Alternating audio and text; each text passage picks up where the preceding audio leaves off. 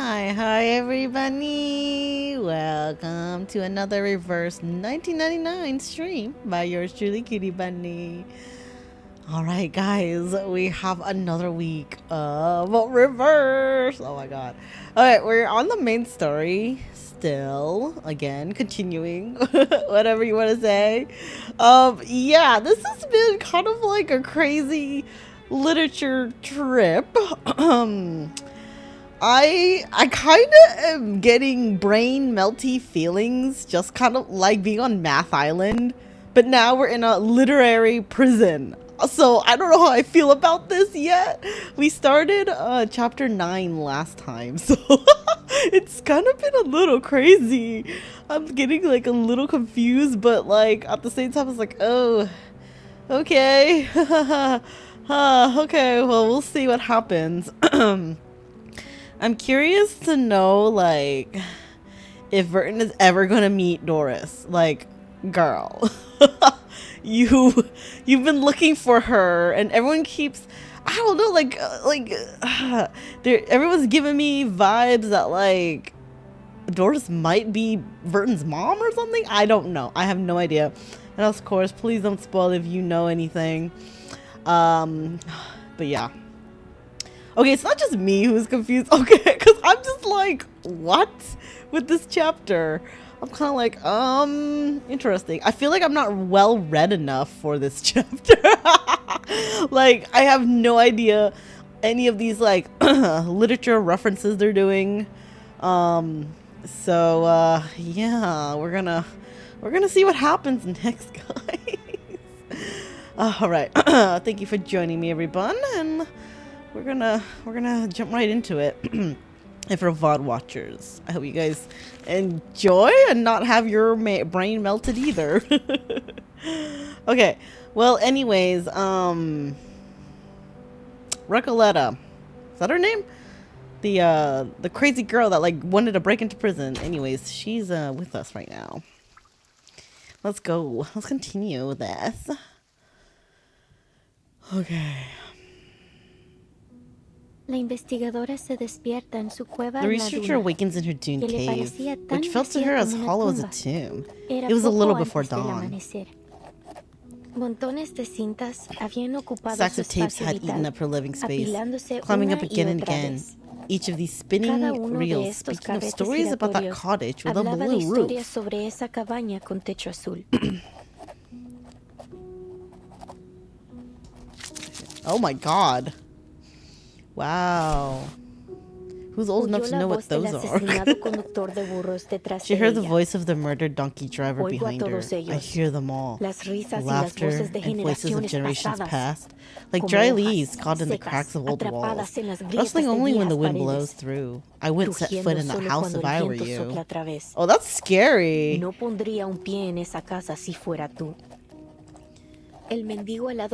door-side beggar spoke too. I sleep on the porch every night.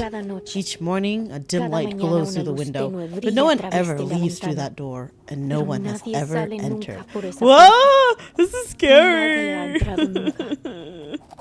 Then the bank clerk's voice. It's the story of the alter ego. The house must have been filled with debts no one would return to claim. The sick old lady, struggling in her bed, whispered, "The house remembers those days when people vanished in the darkness of night and the children were stolen by the storms." Oh! This sounds like the work of madness. The paracausality researcher had heard enough and drifted back to sleep again. There was only the rattling of the die of Babylon echoing in her hollow cave.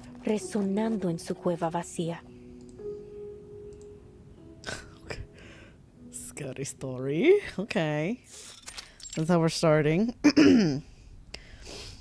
Since when has reverse hold your hands to make you understand? You know what? You're right. You're right. It's a very confusing game, honestly. One of the good things about reverse is that they do the throw you in and you slowly figure it out thing pretty well. Fair enough. Fair enough. I feel like you're very confused in the beginning and the middle and maybe a bit towards the end, but overall in the end you eventually kind of figure things out and piece it together. So it's like one of those like slow solving, slow burn things. Alright. In a deteriorating activity hall, thousands of floating slips of paper form a blurred, colossal face. That's creepy. It is hard to imagine how the prisoners managed to transform this place into what it is now. I've always wanted to use the element of fantasy to better establish our theme. And I was right. All these blank silhouettes have faces now. Now the stage is captivating. The timing is perfect. I think you need some more sleep, dude. You got bags on your eyes. Only one imperfect element remains in the scene. The creator, who hasn't stepped away from his creation. No. There's another thing. Garcia, the curator of the exhibition, stands beneath his work, deep in thought, agonizing over every minute imperfection. His fellow poets whisper to one another. Can you even tell any difference between today's setup and yesterday's? Seriously, Roberta? That's a rude question. Sir, you have a drippy face. Well, what's the difference then? I can't see one either, but you should never judge art like by his how accent. much it changes in a day. It's a creative process. Oh, is it diggers? That's funny. It's prison diggers. Oh my god. We might be standing at the edge of the world, but art has no boundaries. We have to show him our support. Support. What accent is he British? Easy for you to say. He's been tinkering and tweaking for over 3 months. Even if the Idealist himself entrusted him with this exhibition, he can still be wrong sometimes. This gallery is turning into a dump. Oh gosh. The nice thing about this game is that they do such a great job with like everyone like having an accent and kind of true to their like the country they're from, so it's really cool. I really like the whole mix of accents. It's really interesting. Like no matter where we are in the story, in whatever country we are, like hearing all of it like different is really cool. Wait, so it really is diggers? Like he's disguised as bandits right now? Oh my god. Yeah, I remember he was also on Math Island too. Wow, this guy gets around. Englandese accent. Right? Yeah, every voice actor speaks their own language. It's really cool. Like they get like lore accurate or like culturally appropriate voice actor. I don't know how to say it. Like say like they get the voice actor that knows how to speak the language the character is supposed to be the country from. Estoy viendo fantasmas. I'm seeing todos con ghosts, las mismas all with the same caras, faces, Garcia. Demasiados. All too many. Es fácil It's easy to get perderse lost in ellos. them. Having navigated through the labyrinth, the Idealist, the leader of La Sociedad, arrives at the exhibit's entrance, accompanied by several new faces and the jailer. Idealist, you're back. Are these new recruits for La Sociedad? You must have had a very successful day. It is good to see you, Garcia. This guy! How has your vision progressed today? His design bothers me. First a salon, and now an art gallery. Is this really a prison? That's what I'm wondering, girl. Why is everyone like so obsessed with literature, poetry, the arts, but like everyone in the prison is in on it? Like what? This feels more like a cult than prisoners. Her shock is evident on her face, but her words are ignored as Garcia begins to vent his frustrations. As you can see, I've strived to push the element of fantasy in my work so that it might reach perfection. But why doesn't it look like what I imagine? It's like I'm trying to work on a shadow. Art is hard. Some shapeless thing that morphs and shifts by the hour. Idealist, am I losing it again? I took my medicine as instructed. That might be the problem. But no, dude, art is hard.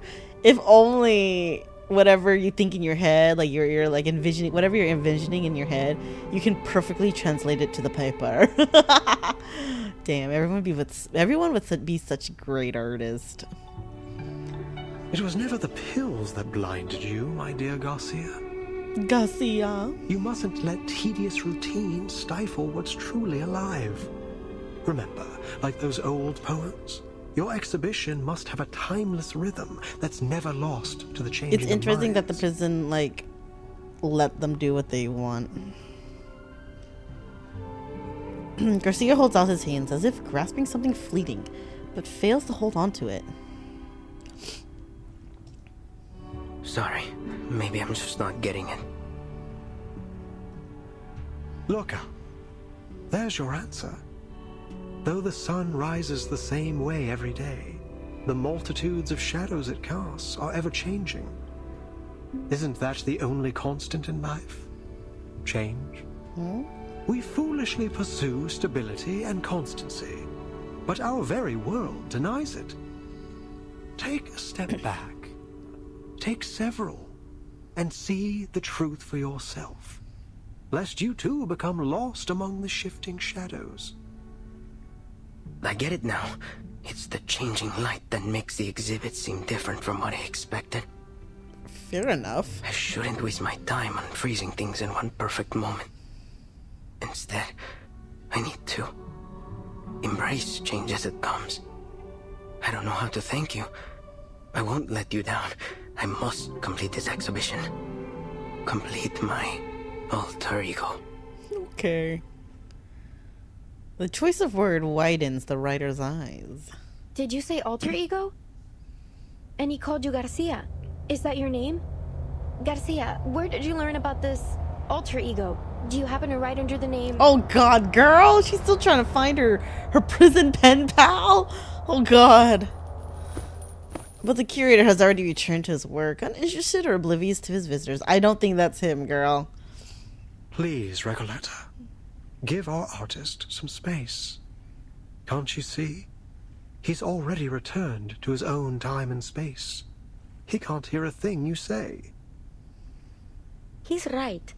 Garcia is deep in his own head now. He won't hear a thing until he's done with whatever he has to do. Even if the floor were to collapse out under us, I think he will be left standing in the air without even noticing. Super focused. Pardon me then. Poor Recoleta. She just wants to find her prison pen pal. She takes a step back out of respect. All right, my dear guests, please forgive my late introduction. Welcome to the Gallery of Bewilderment. Someone fucked up the HTML. Do you guys see that? Oh my god. They closed out the italics, but coding tag, but they didn't. Okay. That's funny. That's hilarious that I still recognize it. Thank you for inviting me here, Mr. Idealist. The Foundation's investigator. Oh god. The Foundation's investigators have been carefully observing each prisoner's movements since they arrived, but unfortunately, there is no sign of Miss Doris. I imagine you're curious about what we do here, in the heart of La Sociedad de Poetas de las Americas. This is such a long group name. We're putting together a magazine, a collection of poems from Kamala, our very own Casa de las Americas. Casa de las Americas? The Idealist nods with a smile. Exactly. Named after its great predecessor. You're a fine mind indeed. At this very moment, all our compañeros are working on it. I'm not Garcia's gonna... exhibition, Alter Ego, is centered around the birth of this magazine. I'm not gonna lie. The Idealist actually has a really nice voice. Like, I feel like he would be great, like, for, like, reading, audiobooks. Like, I feel like I could just put an audiobook of him on and just, like, fall asleep, too.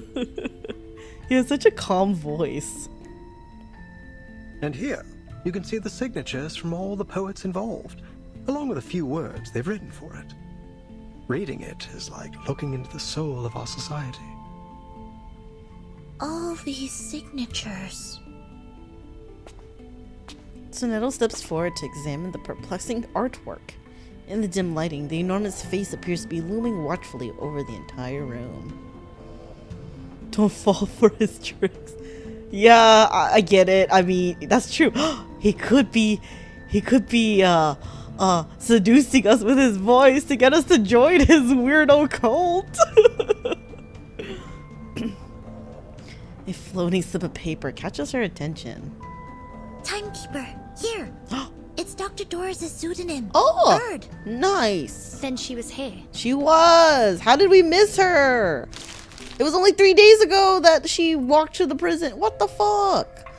Sonetto pockets a slip of paper dutifully. Ooh, you're gonna get in trouble? Precisely. She used to be one of us, and still is. Where if is I may correct she? myself. You can ask around here. Maybe some of our members know where she went. How did she disappear so quickly in 3 days? Don't we all miss the familiar faces of old friends? I'm sure they'll do everything they can to help you find yours. I guess the prison is much bigger than I'm thinking for for them not to run into each other. As he finishes speaking, several enthusiastic prisoners come forward to greet the Idealist. Mr. Idealist! Dude! Finish my short story. It's called Weightlessness. It drifts around the subject like a ship floating in space.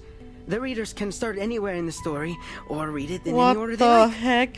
Okay, their whole insane asylum drip is crazy in this chapter.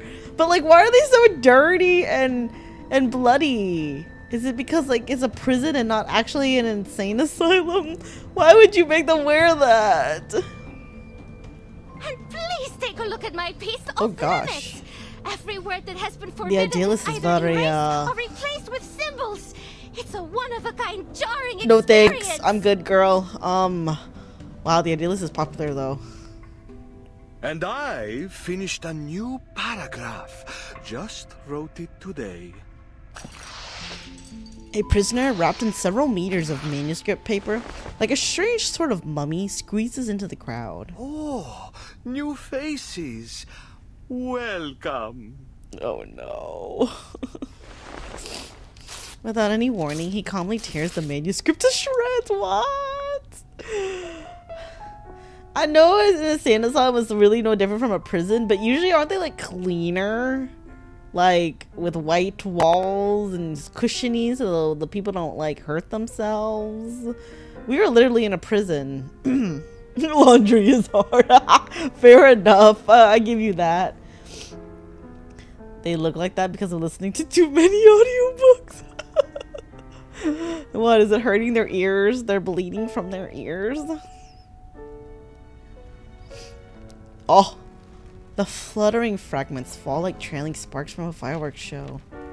The abrupt welcome ceremony leaves the newcomers stunned, while the natives share knowing smiles. Idealist, I did he just... I don't really want to join y'all. This is the writer for the prologue of our magazine. Huh? The leader of La Sociedad, either misunderstanding or evading the question, responds with enthusiasm. The prologue consists of a 2,000-line poem. Jesus. An introduction that is written in 86 languages What the? to avoid misinterpretation. It represents every second we spend here. Okay. That's true. This place was abandoned and then reopened. Fair enough. You think people are keeping this place up and running? Okay. Fair enough. It is very dirty and run down, it looks like. Naturally, the arrival of new members disrupts its structure. And so we must begin again from scratch.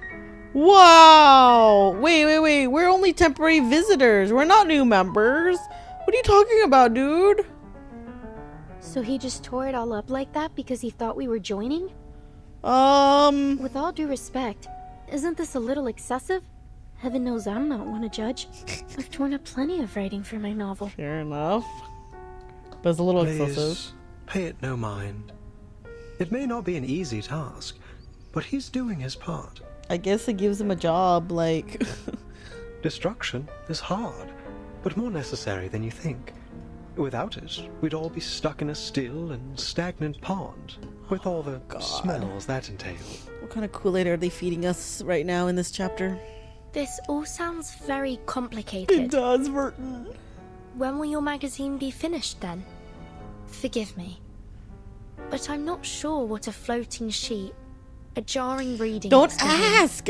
And all this constant rewriting are meant to express. Verton, if you ask, you're gonna be stuck here for hours listening to them explain. Just nod and smile and leave. The jailer, having remained silent, takes a deep breath and interrupts. Oh, thank you! Thank you! As I've said, Komala isn't like any other prison.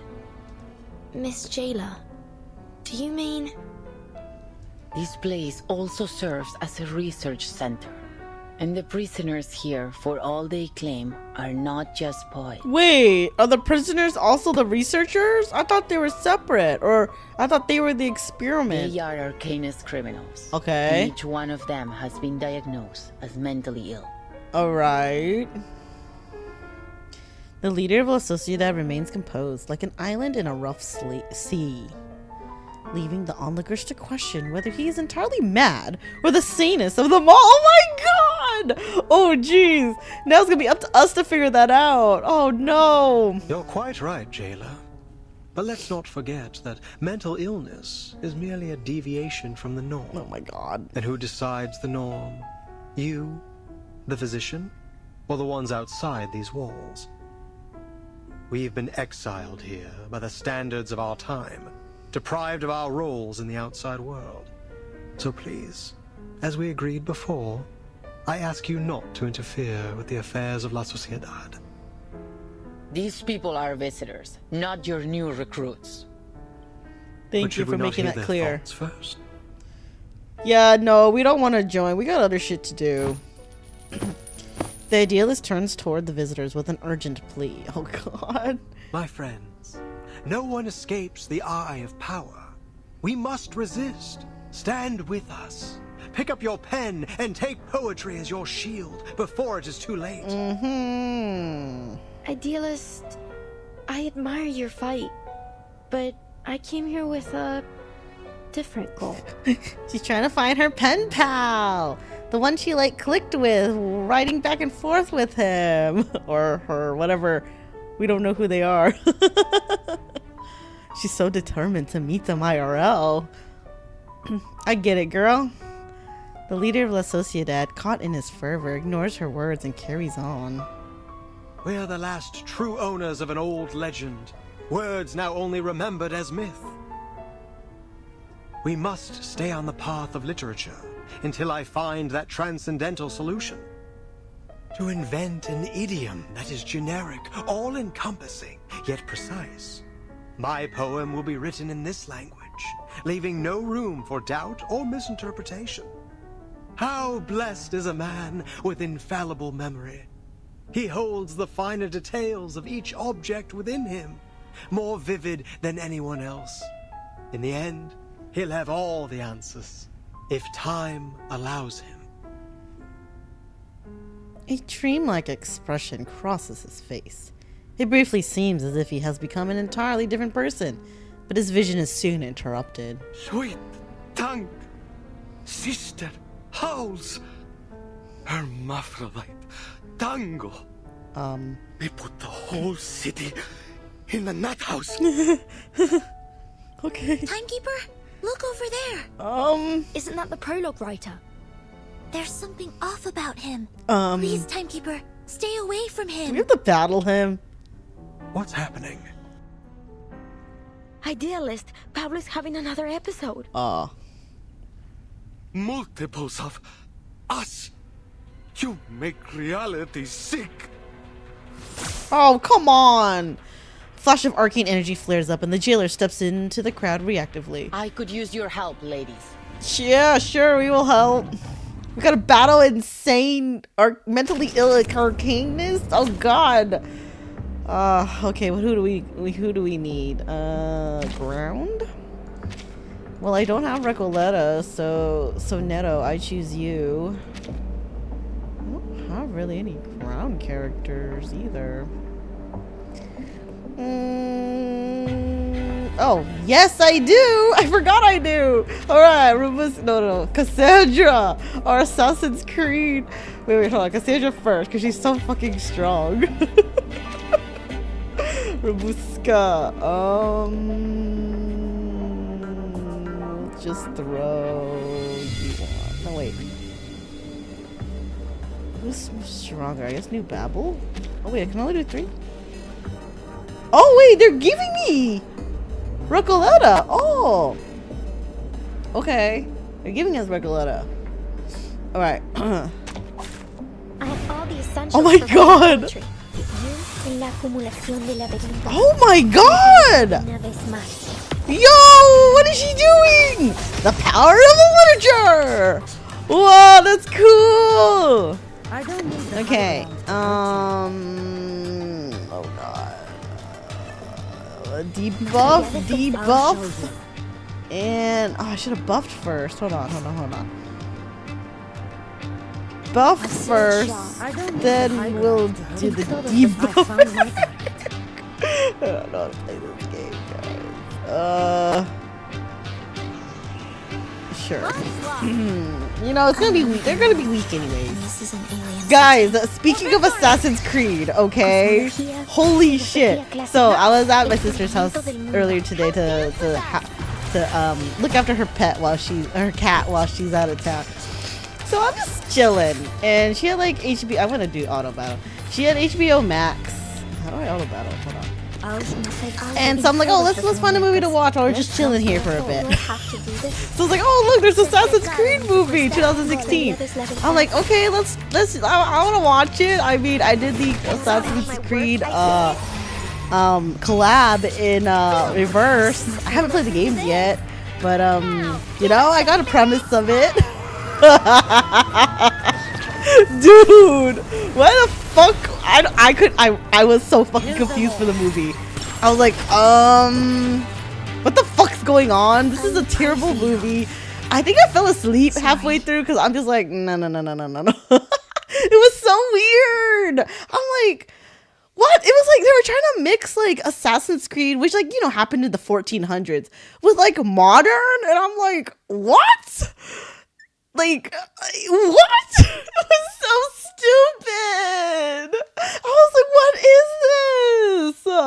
I was so confused. It was like 1492, and so you have the scene with like, you know, the assassins and blah blah blah, and then suddenly it pans to 1986. I'm like, what? It was so weird. Oh, guys, it was so weird. I was like, I can't do this. Like, no. So yeah, I got to the part where, spoiler alert, if you guys wanted to see the movie, you know, where like, you know, they got the guy, like, this is modern time, and they're sending him back in time to his memories. It was so weird. I'm like, what? Wait, that's true? Wait, the game's actually like that? Like, I'm like, what is this whole, oh, he has the DNA of the guy 500 years ago, so we're gonna use our technology to extract the memories from him. Like, what? Is that how Assassin's Creed really is? Because I was so confused. Wait, that's how the game is? I did not know that. I thought we were just, you know, in that time period already.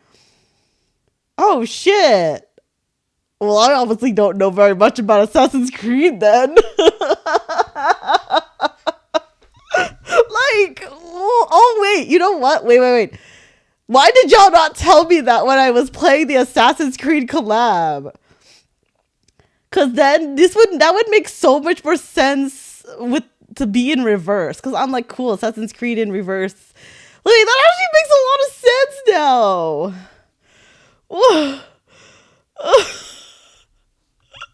I didn't know it was true. Like, I was like, what are they trying to do with this movie? I'm really confused.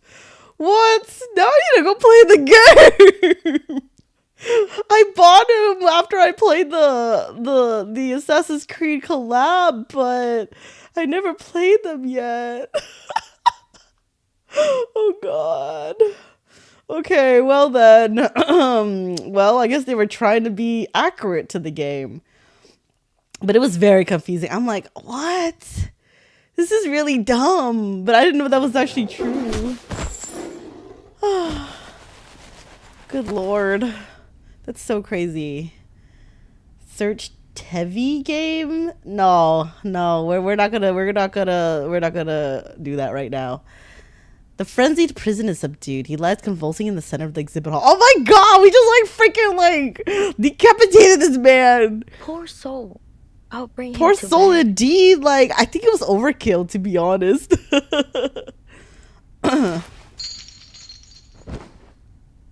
Well done, ladies. Aren't you full of surprises? Thank you. I mean, this is what we do. This is our job, to be honest. What was all that? It seems he had a mental breakdown and lost control of his arcane skill. Oh. It appears that every line he recited carried unbridled power. Whoa. That's strong, actually. Okay, no wonder he's here. Usually, only specific lines can channel arcane energy. You can't just force the power into words or craft a poem to serve your purpose. Wait, thank you for that explanation, Soneto. Like, that actually explains a lot in this world. So that's why they have, per se, like a incantation. Yeah, that's okay. So that's the purpose of the incantations in this game, in this world. They say their incantation and to use their arcane energy. Okay, cool. But this guy was trying to do the power with every single thing he said. Okay, yeah, no. Okay, on the title, I did that on purpose. Okay. Thank you for noticing. I was like, okay, well, we are in a literary prison because of all the literature stuff. But I was like, oh, we are literally in prison too. So thank you for noticing my pun for the stream title. Pablo must have a rare gift for identifying empowered lines. When he recited them all aloud, they overwhelmed him. That's right. He's a genius who writes the ties of emotion, just like Arthur Rimbaud. We always keep a close eye on him to make sure he doesn't recite anything while reading or writing. Oh shit, that's too OP. Roberta trades glances between the tense jailer and her visitors. But sometimes things slip through. It's not y'all's fault. He's just too powerful and he can't control it. You must understand how difficult it is for a poet to never taste the words on his own lips. So then, this isn't the first time, and you're all fully aware of it. Jailer, you don't know, like, I guess it's not her job. She's just there to guard the place. Wait, Jailer, if you're in here, who's guarding the front door? Do I understand you right? Did you just admit that you've been hiding an inmate with a dangerous condition from us? What, doesn't the physician know? Shouldn't the physician know? According to the safety regulations for the Panopticon of Kamala, he must be sent to the physician for immediate treatment. The jailer's command causes a dramatic shift in the room. I'm gonna call it now. I don't know if I'm right or not, but I think the idealist might also be the physician. No, wait, we can explain. He's doing fine. We know how to help him. This was just an accident. We got distracted by the new members. They're hiding. We won't be handing him over to the physician. You don't have a choice, technically? No true writer would allow their mind, the most sacred palace of their thoughts, to be opened up to that cold-hearted, ignorant butcher. Even one who believes their inspiration flows from a source beyond the mere substance of a brain would refuse it. Okay, the idealist is not the physician. But I think the physician is a manus person then. Maybe Forget-Me-Not? Or Miss Grace? But I don't know. Miss Grace was did a lot in the cruise event. So like she I think, didn't she like go into a coffin and go to sleep? So I think she's tired. So maybe a different manus apostle or something like that. The jailer furrows her brows and pulls out her weapon. What the fuck? The air tightens into an invisible thread.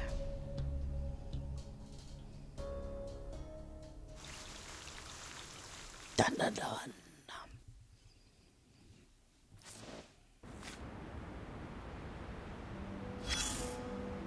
Oh, I forgot. It jumps to Doris's POV. Okay. Rust fills the air, and an exiled bird has found a branch to rest upon. Enter the darkness. Remember, guys, Dr. Doris is blind, but this is from her POV. Fate, yes, it looms over us, yet each of us may hold the power to steer its course. This is really weird that they didn't voice Doris's side of the story, though. Just like this nation of contradictions, its fate should also be... in that case, shall we officially begin the salon? The ever-observant Roberta, noticing the tears welling in Octavia's eyes, cuts her off. Would anyone like to share a story on this topic? Whether it's a personal experience or a written tale, let's bring some life to the salon. Well, if no one has anything to say, I could always retell the story of my fateful journey across the Mexican border. A chair screeches as one man stands, all eyes fall on his face, shadowed by his heavy brow and sharp cheekbones. The unexpected twist, no one noticed him quietly sitting at the edge of the crowd until now. Julio! I spent the first half of my life as a bank clerk. One day, sitting behind that glass window, staring at the endless stacks of checks, papers, and flyers, it hit me. I was serving a life sentence. So I quit, went home, and decided to write something. My wife threw a fit at first, but then I wouldn't budge. A cold war broke out between us, and then finally she issued a unilateral eviction notice. I got drunk, punched a bastard officer who was beating a beggar in the street, and everything after that's a blur. When I came to, I was already here, a place that feels more like home than any other place ever did. The Idealist gave me some water and suggested I write to Aleph. So I did. I wrote a letter and asked a question. 2 weeks later, I got a reply, just one line. I'm still trying to figure out what it means.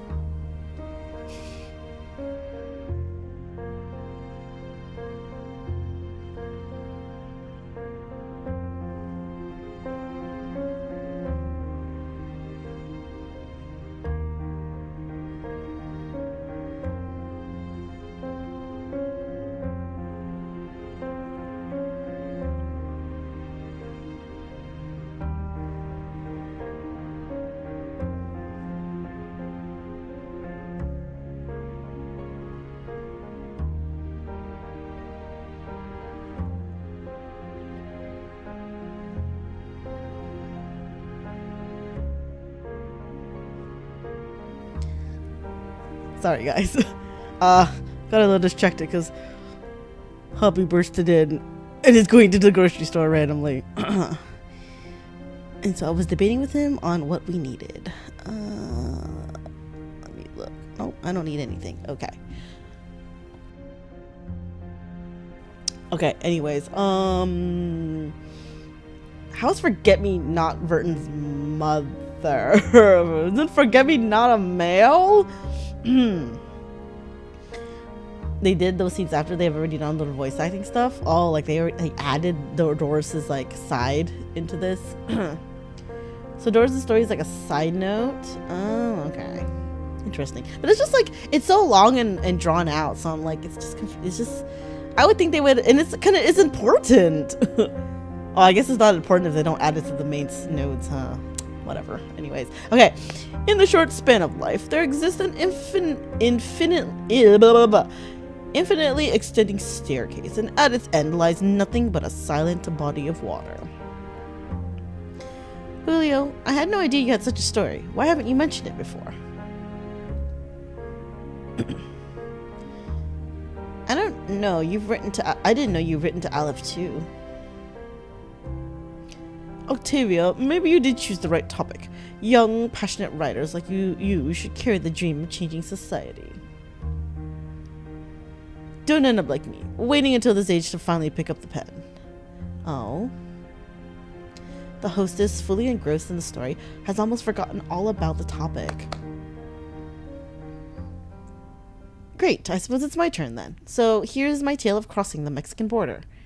For heaven's sakes, spare us! I've heard at least 7 or 8 versions of that story already, not to mention the 5 short stories in your collection. 5 stories, Roberta. 5! And the only difference between them is the narrative perspective. Repetitive narrative is indeed an important topic in literary criticism. The remainder of the salon is spent in noisy chatter as the storytelling quickly spirals out of control. Only Dr. Doris quietly repeats that name to herself. Aleph. It's cool how they do the like when she's like when we're in Doris's like point of view, like it goes dark because she's blind. That's like such a good touch. Dr. Julio's past was an unexpected gold nugget, the perfect material for a biography. I'll treat it with care in my next submission. By then, I had nearly forgotten I was still in prison. I had been swept up in the literary salon. I resolved to record all that I witnessed in this prison. As to whether the inhabitants are truly prisoners, that will be for the readers to decide. At the time, I did not know how they found their way into this prison. Like them, I was thinking of purer things. Looking back on this journey, I now see that the tangled strands of Las Babas del Diablo had formed an interconnected web. Just as the salon gets into full swing, a face emerges from the shadows, only the smile clearly visible. That's creepy. Ha ha. Rarely do I observe the salon from afar, taking in all its symbolic quirks and subtle metaphors. The bridge between reality and an unreality, the poetry of the typical and the atypical. This is exactly how I visioned La Sociedad de Poetas de las Americas when I founded it. The new arrival catches her attention. Reality and unreality. Are you referring to the difference between non-fiction and fiction? I'm afraid I haven't quite grasped your full meaning. But you misunderstood at least part of it, didn't you? But you understood at least part of it, didn't you? That alone proves we're walking the same path, the unwavering pursuit of aesthetic truth. We are citizens of the literary kingdom, stargazers chasing the first light to reach the shores of the new world, children crying beneath the tree of pure ideals. As its founder, I sincerely invite you to join La Sociedad de Poetas de las Americas and become one of us.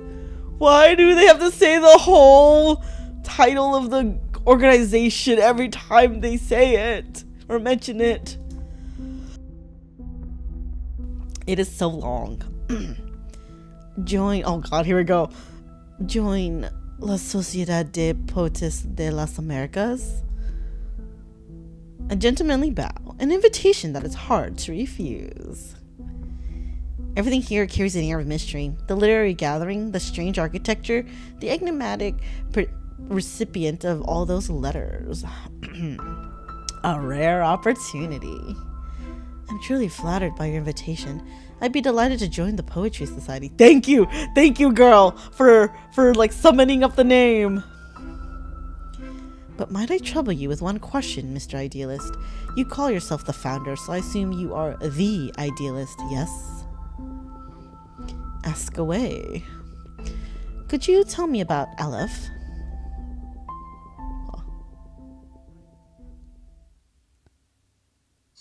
Oh, that's all they're gonna give us? Okay.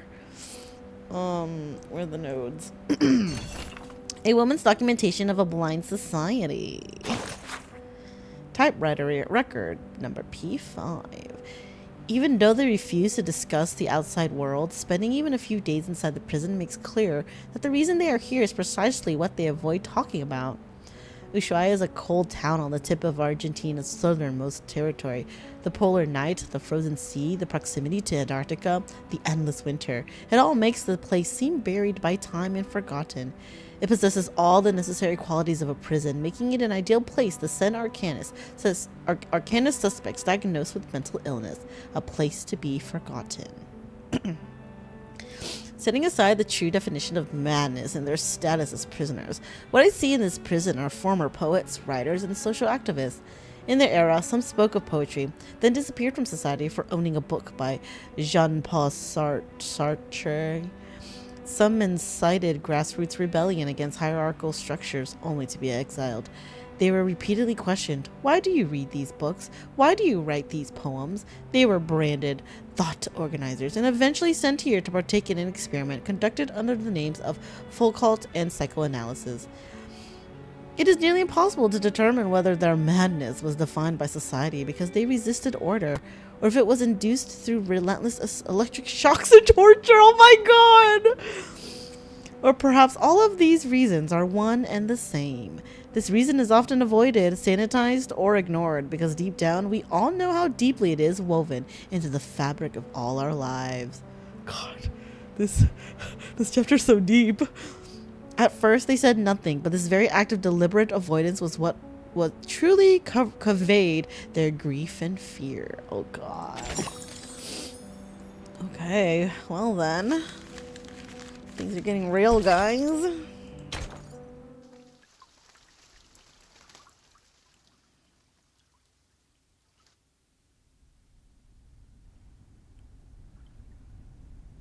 This is a serious violation of the rules. I'll have to report this to the physician, and all of your treatments will need to be reassessed. Do it. Until a new treatment plan is in place, all members of La Sociedad are confined to their cells without any of their usual privileges. Confinement. The jailer heavily emphasizes La Sociedad, triggering a commotion among the prisoners. This is not what we agreed to. You gave us your word! Affairs within La Sociedad were not to be disturbed! Uh-huh. Please, don't do this. This chapter feels like a fever dream. Yeah, like, honestly, I'm getting that feeling a lot. Please, he doesn't deserve this. No one does. We don't want to lose our friend. The previously convulsing prisoner struggles to his feet. Please, Senora. I swear it won't happen again. I'll take the medicine on time as instructed. I promise I won't hurt anyone. I'm sorry, Mr. Pablo, but rules are rules. Before you take this poor man from his friends, may I ask you something? Do you know where these inmates go after they see the physician? My duty is to keep order here. What happens beyond these walls is not my concern. Perhaps they've recovered from the physician's treatment and were returned to society. Girl, I really highly doubt that. The jailer's expression relaxes. Within these walls, the only truth we know is this. No one returns from the clinic of the physician of Kamala. Okay, I see why they're scared. Are you certain this treatment they received is really a cure? Pablo is harmless. He's just a writer who has a talent for finding words in poems. That's all. Uh-oh. Please, let him stay. We'll look after him. He can have our share of the medicine. We'll keep him in check. But this doesn't conform to our regulations. Still as arrogant as ever, Idealist. One day, you'll get us all killed. Oh god. A stranger enters the exhibition hall. As she arrives, the jailer exhales with relief. Yo? Oh, it's you. I'm glad to see you here. Oh? Is she not a prisoner too? Who is that? That's Octavia, one of our model inmates. She's been a great help in the past. Oh, okay. I don't know. She seems like she's gonna be trouble. If you're interested in prison literature, I'd suggest talking to her instead of the Idealist. So, she's a writer too? It sounds like everyone is in this prison. Who would have thought? This place has got writers coming out of the woodwork. Wait, what if Octavia is actually the pen pal Recoletta's been looking for? I thought it would be easy to find my writer friend in a prison. But what are the odds that I'd break into a place absolutely lousy with them? He used to be in their gatherings. until she got tired of their nonsense and started her own faction. Are you kidding me? We have factions now? Oh no! Oh god. The new arrival brings out a change in the Idealist. He clicks his tongue impersonally. What are you doing here, Octavia? They're rivals! The era of chieftains, ghosts, and plantation stories is over. Visceral realism is the future. This is funny. And has this brilliant visceral realism helped you finish any of these poems?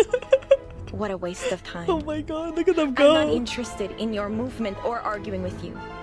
I just walked by and happened to witness another episode of your brutal arrogance. And I'm not about to just stand aside and watch you repeat your mistakes. I'm taking Pablo to the physician. Care to lend a hand, Miss Jailer? She might be a spy for the physician, honestly. Are you breaking our agreement? No one will be allowed to erase a word from our poems. Jeez. You're very persistent. Oh, come on! We gotta... Okay. Sure, I'll send in my 18. Wait, we have to battle both of them? Oh, we have to break up the fight. Oh my god. We're breaking up the fight between these two. Oh my god. They fight like a married couple. Y'all should kiss now. Better that than siding with the devil like you. Wow, these two. This pointless arguing ends This now. is funny. Oh, you know what? Auto battle. Go, go, go. Weak card was fun. Should be good.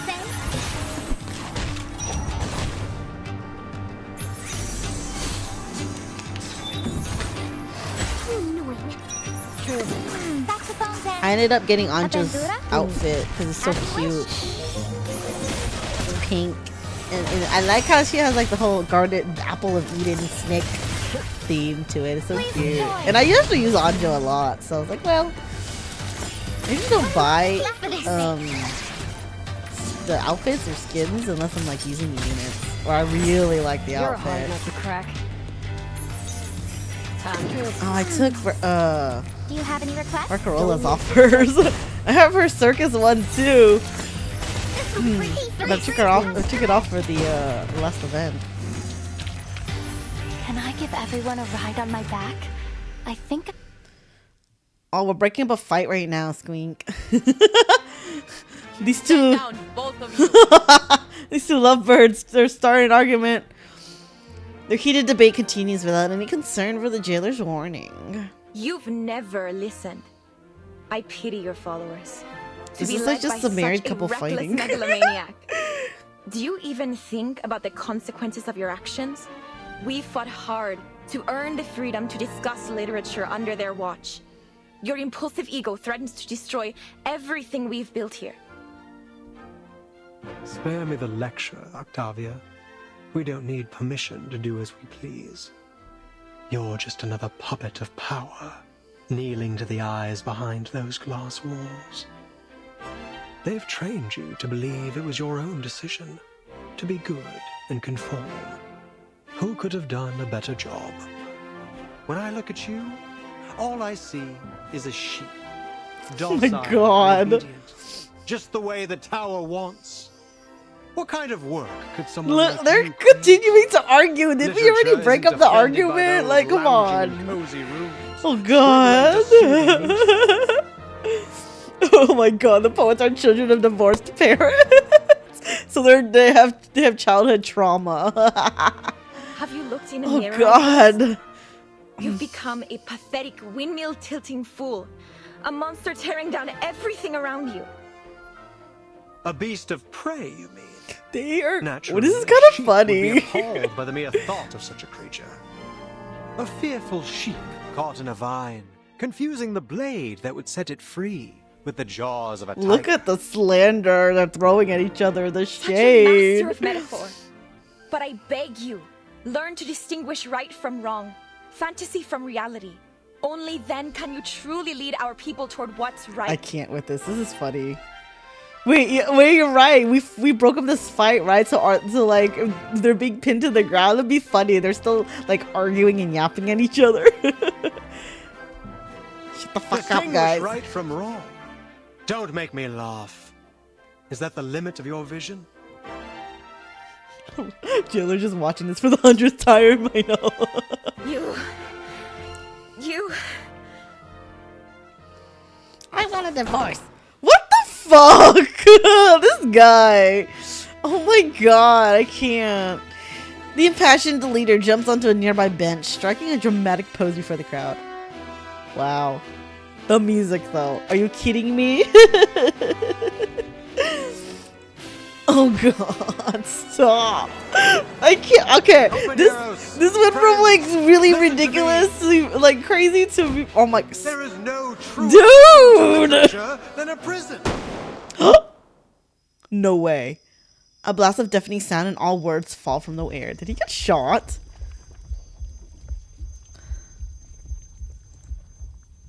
Eh?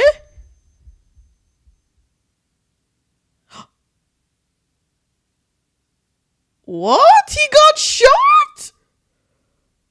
Did Recoleta just have an episode? The Idealist's expression freezes. His eyes search down from a frozen face to a dark red hole in his chest. Oh my god.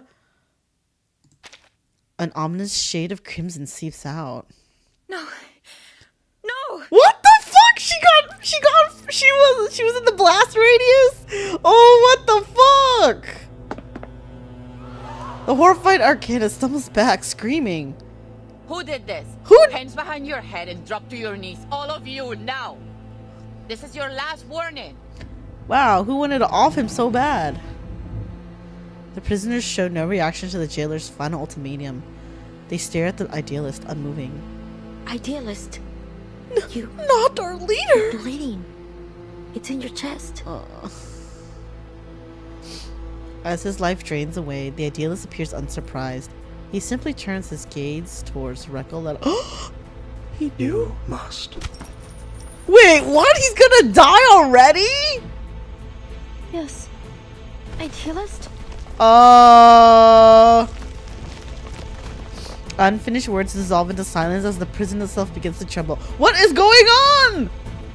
The entire exhibition hall twists and contorts, its surroundings warping beyond comprehension, as if dissolving and expanding freely. What the heck? What's going on?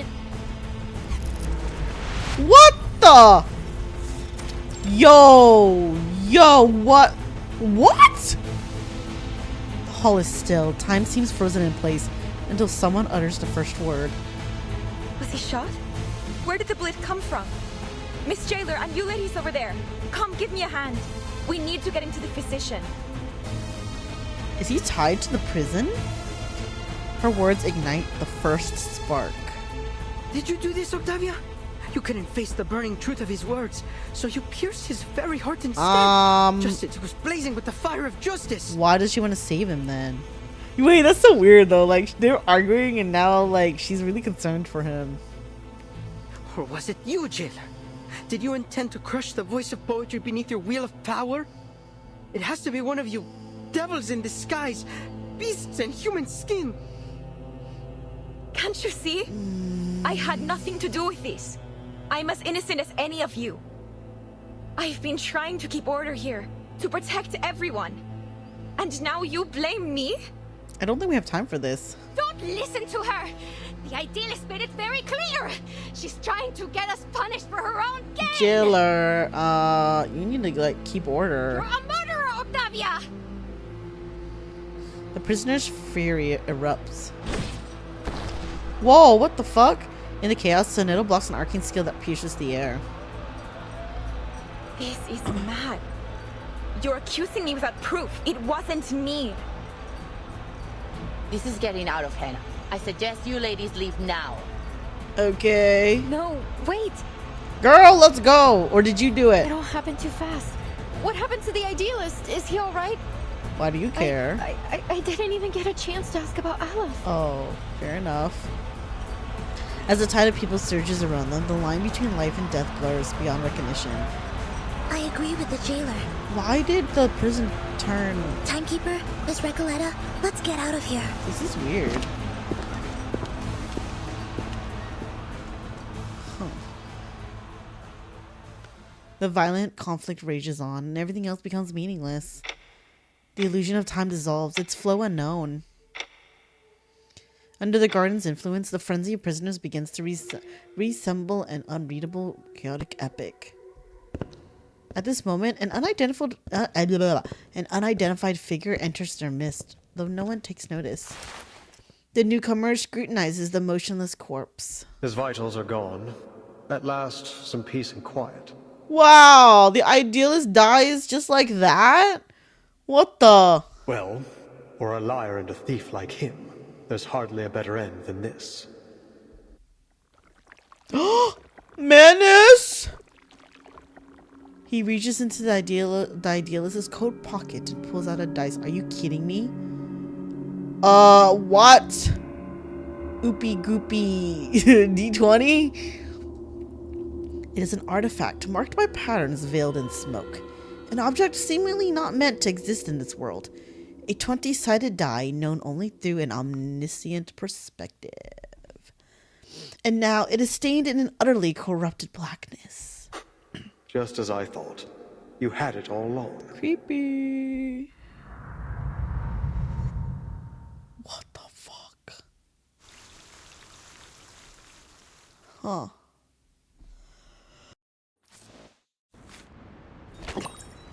Okay.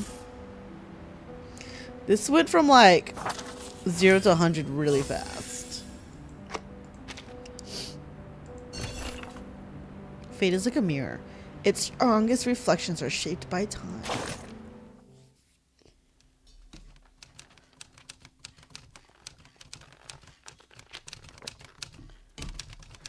Up to this point, I have participated firsthand in several sessions of La Sociedad de Poetas de las Americas. Those literary experiments treated language as an advanced game, weaving reality and fiction into an invisible web, ensnaring everyone present in a maze of words. Never before had I been so intimate with literature or thought about it so deeply. I was amazed by how words could so vividly express both playfulness and values. Until that ordinary afternoon, when a poet named Eduardo was reciting his new piece with refined rhythm, and Miss Octavia was discussing the state of Sao Paulo with me.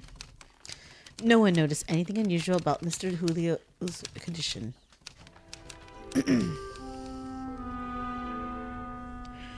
Just like you wrote in The Tin Soldiers of Sao Paulo. The greatness of Latin America lies in its richness, and from that richness comes misfortune, gnawed by insatiable greed. One man's poverty is another's feast. Suffering nourishes joy. They are like riverbanks, clearly divided. This duality, this paradox, isn't it precisely the kind of question we should be posing through literature? The thud of bone against a hard surface interrupts her. Julio is banging his head against the wall. Oh! Not enough, not enough. Not like this. You can't grasp space and time. I'm still missing some essential language frameworks and thought patterns.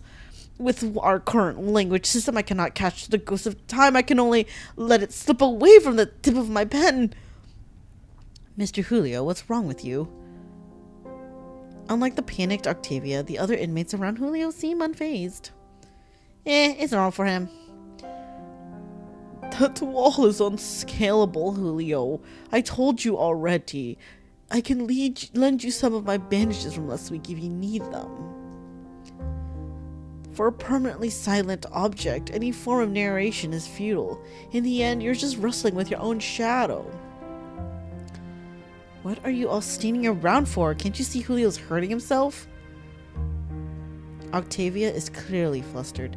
Doris knows she must first eliminate any outside interference that might obstruct her ability to help. Miss Octavia, please calm down. Tell me, what do you see? It's Mr. Julio. He's hurt, bleeding. He tried to break through the mirror of language with his head, but it was actually a wall. Oh God, literally. By now, Doris has learned how to filter out the surreal embellishments typical of La Sociedad members in order to correctly assess the situation. Mirror or wall, it doesn't matter. Please take a closer look and describe what you see, clearly and without embellishment. What is Mr. Julio's condition? Oh yeah, I forgot she's a doctor. His muscles are spasming uncontrollably, as if jolted by a cold electric current. His face is tightening, twisting, like he's struggling against a silent force. His fingers are curling into unnatural shapes. Dude. His expression keeps changing, first pain, then panic, and finally blankness. Sounds like he's having an epileptic seizure. Perhaps I could offer some help. Oh my god. This dude's seizing. Guided by the sound of Julio's whimpers, Doris approaches. His head is bloodied. Please, Miss Octavia, help me so I can help him. Could you lay him down flat on his side? We have to stop him from hurting himself. I can use my arcane skill. Flashing lights could worsen an epileptic seizure. Does your arcane skill emit intense light? If so, I must ask you to refrain from using it. Octavia hurriedly retracts her incantation. She presses down on Julio's shoulder and lowers him onto the cold, hard floor. The doctor kneels quickly and gently turns the man onto his side, preventing him from injuring himself any further. As time passed, Mr. Julio's convulsions begin to subside, but his body remains stiff, his jaw clenched tight. I took a disposable bite pad from the first aid kit and carefully placed it in his mouth to keep him from biting himself. Eventually, the situation came under control and Mr. Julio's breathing stabilized. And there, everyone went straight back to the gathering as if it were only a minor inconvenience. Wow, they care nothing else but about their literature talk.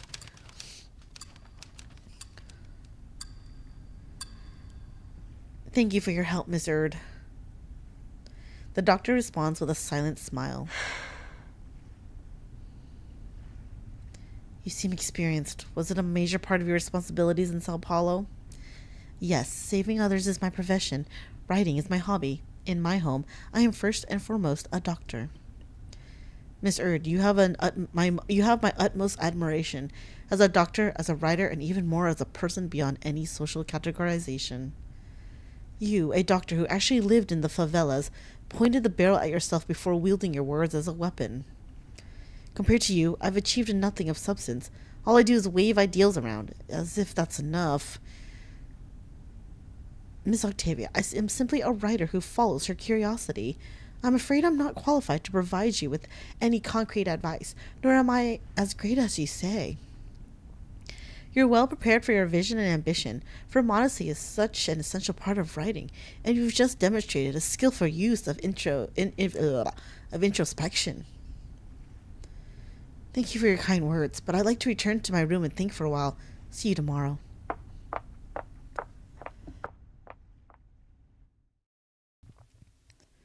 This is interesting.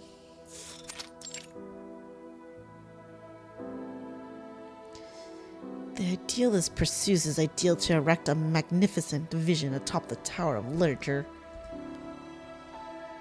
But for those outside the tower, what good is that magnificence?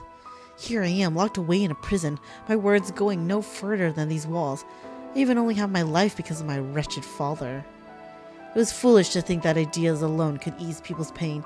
Maybe we're no different from the heretics who were burned at the stake in the Middle Ages. Perhaps only professionals like Miss Erd, doctors with real expertise, can truly save a person. Oh my god, is this when she, starts breaking away from the idealist? Oh god, it was Doris's fault? Technically not her fault, but a string of actions, but definitely the catalyst. Wait, but this person does have a doctor. Oh wait, but this prison does have a doctor. A doctor meant to handle every kind of situation, whose specialty is precisely in the mental field. But he's not just a doctor, he's the overseer of this prison. I once asked the idealist why the person in charge here wasn't a regular jailer or a police chief, but a physician. As expected, he brushed me off with some grandiose idealistic rhetoric. But why has the idealist always seemed so opposed to the physician? Why can't patients like Mr. Julio, who are clearly suffering, be sent to him? Wait, this is getting really weird. Puzzles on top of puzzles, questions after questions. My head. Oh wait, I'm gonna go back to my theory that the idealist and physician are the same person, but they have a split personality. Her sigh echoes through the circular building, and it is soon answered by a chorus of other sighs. I can't do this anymore.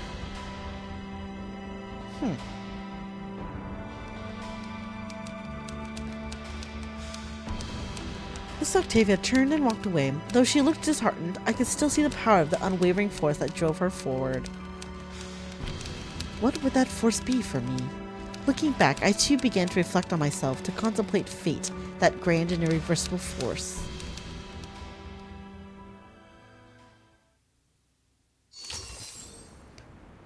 This is so weird! Okay, wait, where's the node? Node? Node? Oh wait, is there no node? It's just a glitch from her thingy?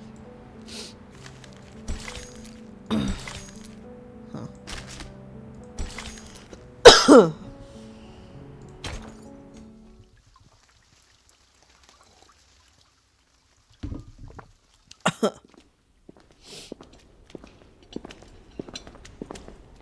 Ladies, I must apologize for what happened back there. Yeah, that was wild. We were caught off guard.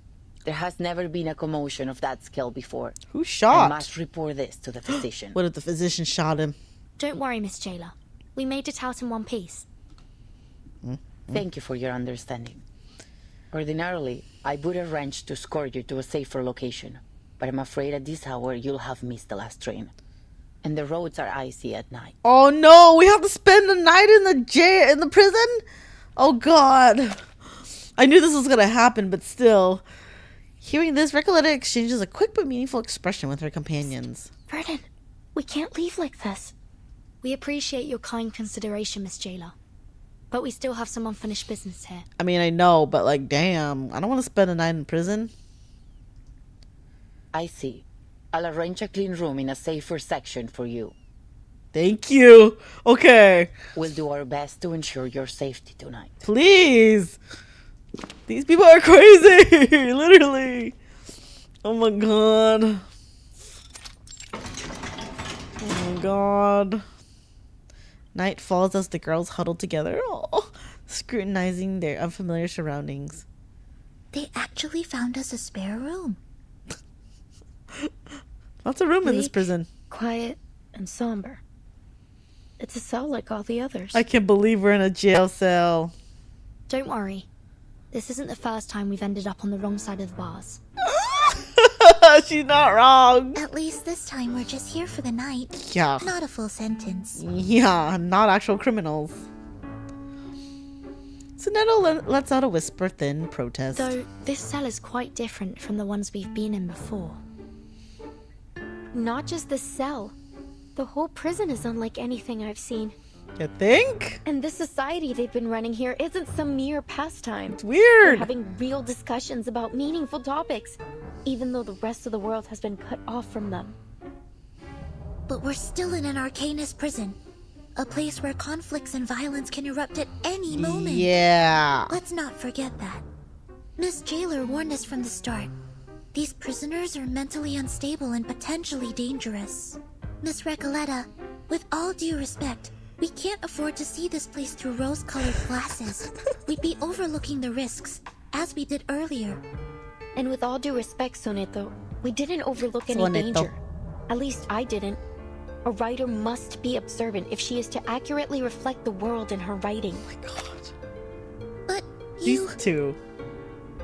We came here with different goals. And still, none of them have been accomplished. I suggest we focus on our respective missions, instead of fighting with one another. Apologies, Timekeeper.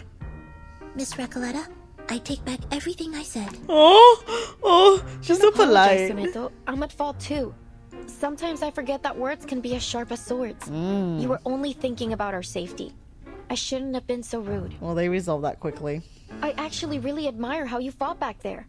If you'd allow me, I'd like to write a poem for you, once my novel's finished. That'll be forever. No thanks, That's I'm good. terribly kind of you. But honestly, I think we've had enough poetry today to last a lifetime. I agree! Let me know if you change your mind. By the way, did either of you see what happened to the Idealist? Nope. Recalling their recent conflict, the indomitable girl finally hesitates. The jailer told me she went back to the gallery once everything calmed down.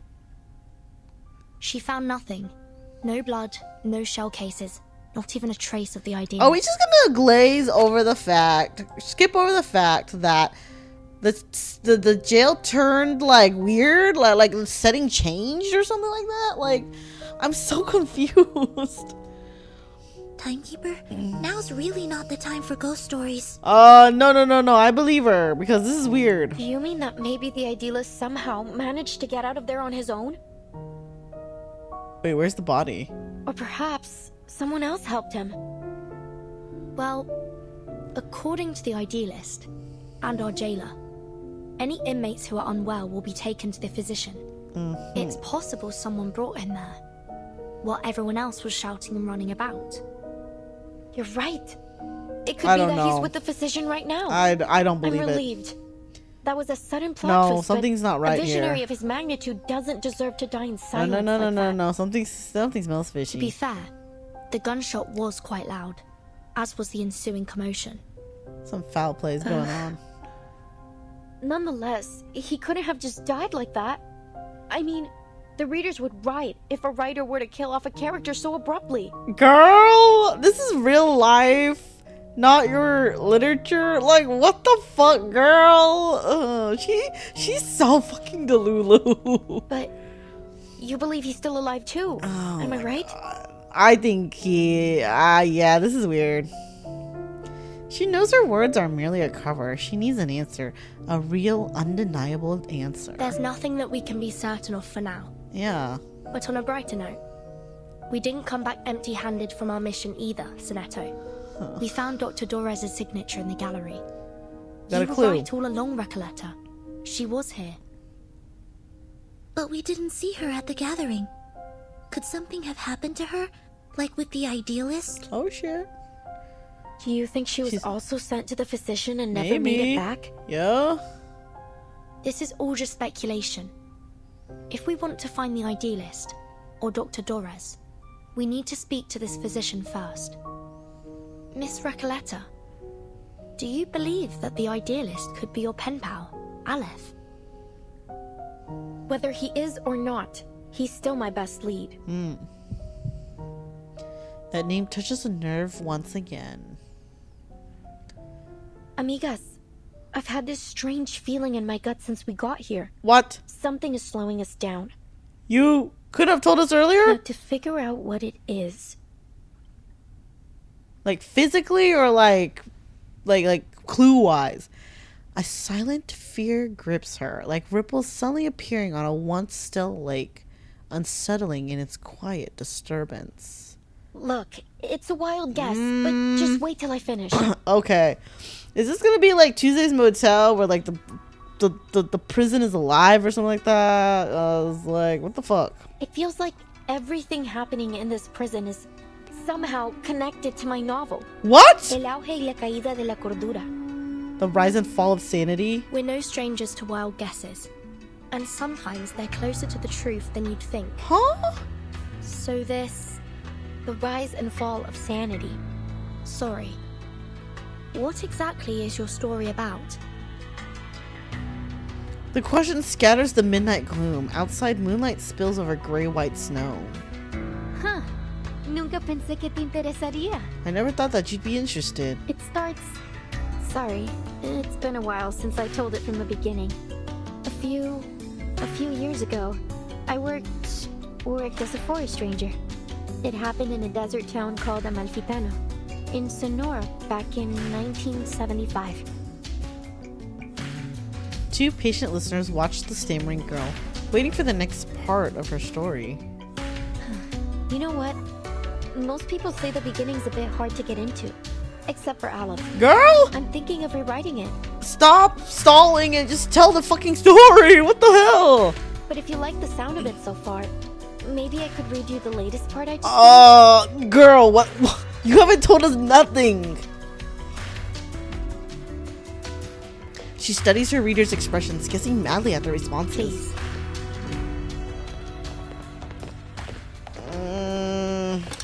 Oh, how cute! Todo empezó con los datos de this is so frecuencia de las cute. cintas. Story time, bedtime. It all started with the frequency data from the tapes. The general pattern seemed to have changed. At first, the paracausality researcher chalked it up to a statistical error. A glitch, perhaps. Un fallo, tal vez. Oh, sorry. Yeah, I was like, is she gonna read this whole book in Spanish? But after a few days and long nights of meticulous calculations, that explanation only became less and less plausible. The odds of success and failure kept shifting, and the chance of repeating the previous result kept growing. It was as if someone had tampered with the rules and tweaked it to their liking. She took her findings to Amalfitano, the town of nothing, as they called it then.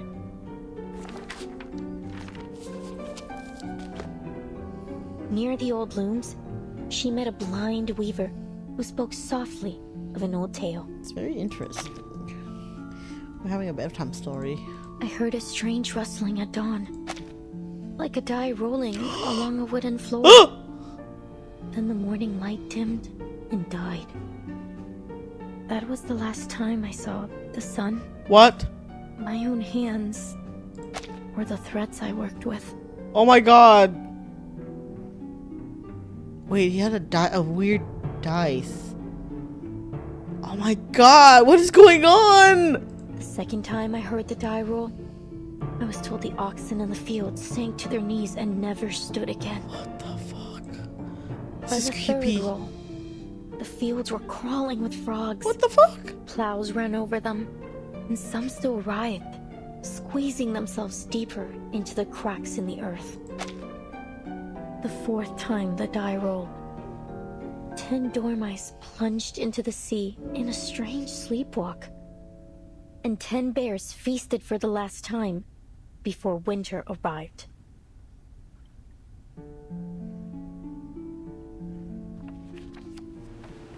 The heck? The final roll of the die was cast in a cage during a duel. Before a crowd of eager eyes, the winner left with 10 pounds of gold, and the loser left with 10 flies, which fell on him to feast. The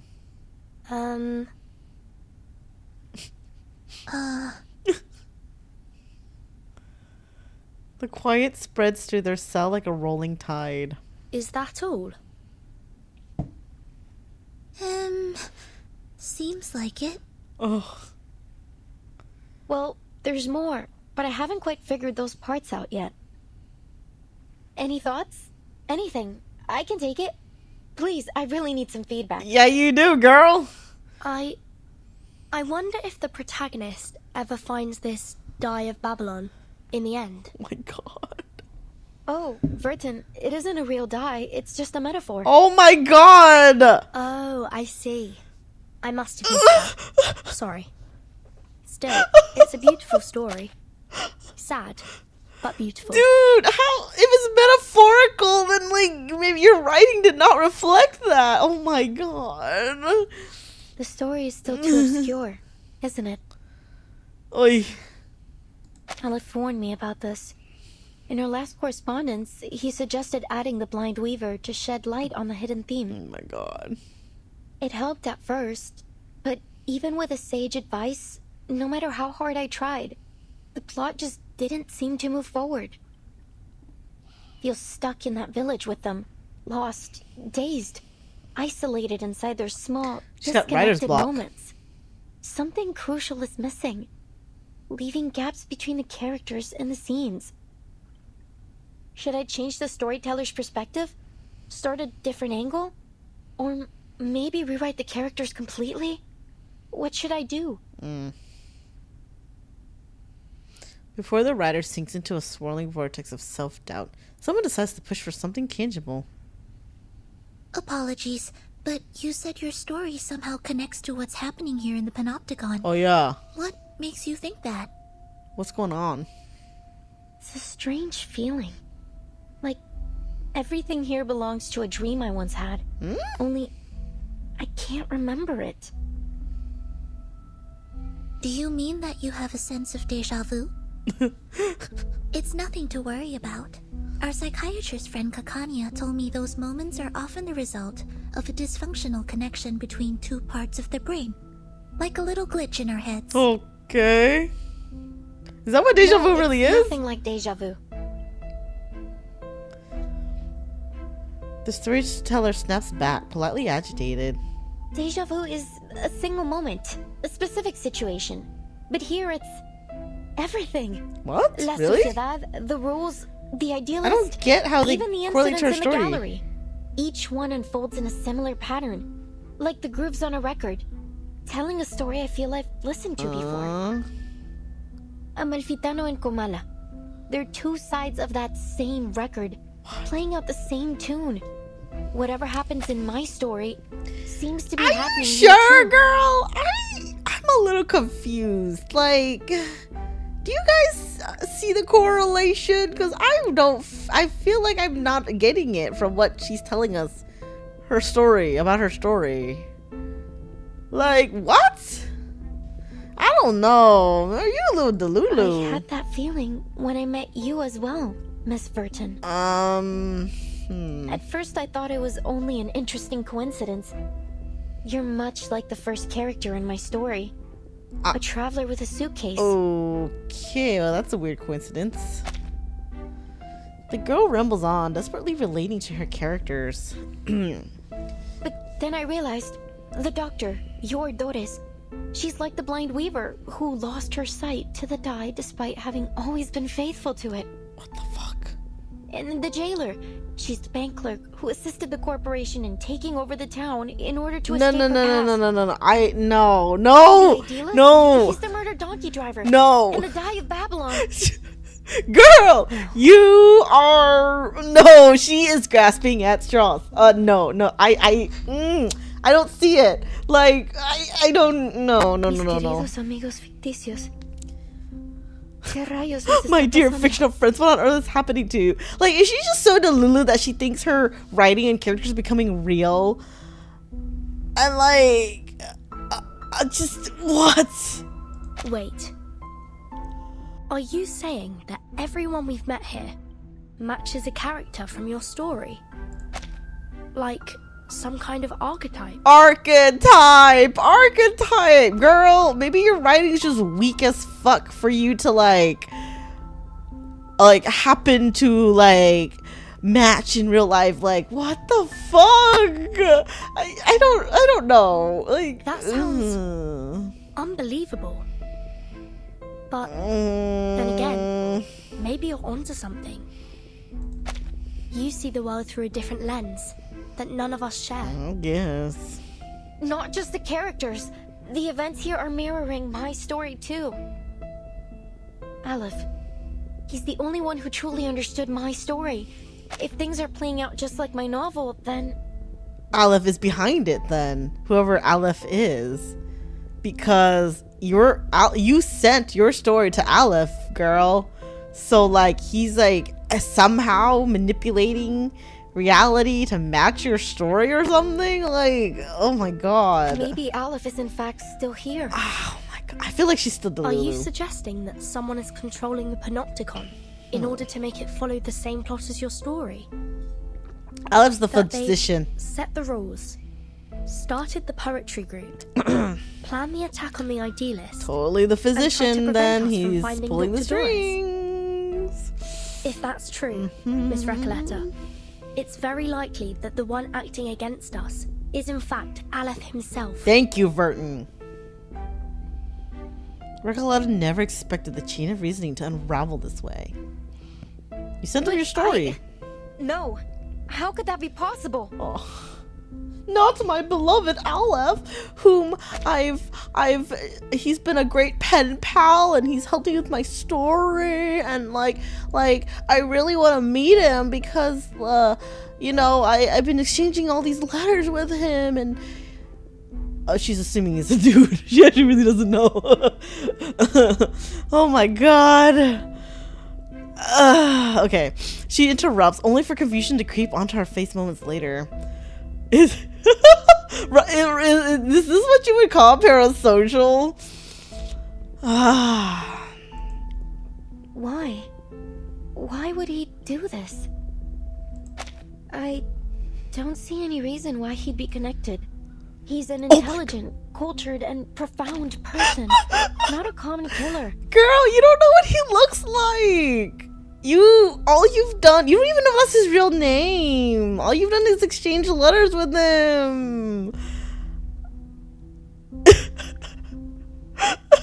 Sorry, girl. Oh no. Oh, poor. Oh, bless your heart, girl.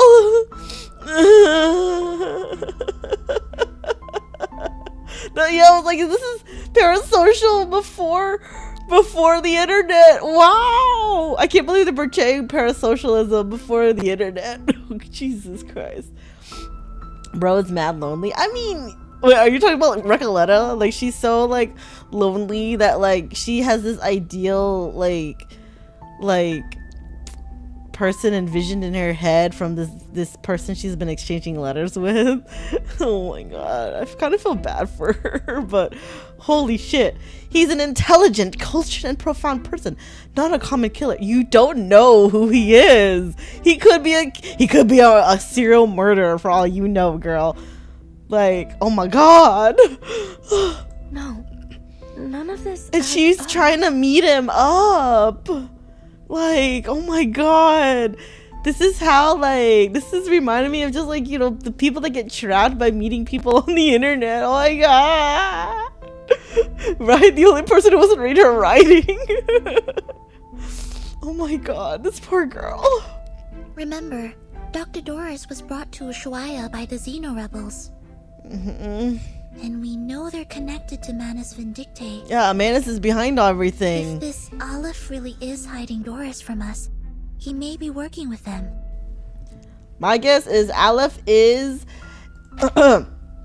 Aleph is the physician, which is a Manus person. So like, that's my theory. Wait, that's true. Yeah, I know it's not unheard of. Like, it happens on the internet a lot, I'm sure. Story of Dr. Jekyll and Hyde portrays how you can hide behind an animosity by being a jerk on the internet. Oh my god. This is so crazy though. Recoleta stares blankly for a time before clumsily shipping the topic. Oh, my Soneto. I didn't know you had such a flair for stories. Stop. Maybe you should join us and become a visceral realist too. Girl, focus. I think you're only imagining things. Perhaps you were inspired by this strange prison? Perhaps we all need to start writing our own stories. Come out now. Whoever's out there, speak up. Stalker. How can we help you? She's so polite, Merton. I know you're there. How can I help you? You're listening in on our private conversation. Who's there? Nani? Doko. We have to battle. Oh my god, we have to battle them out. Ugh, fine.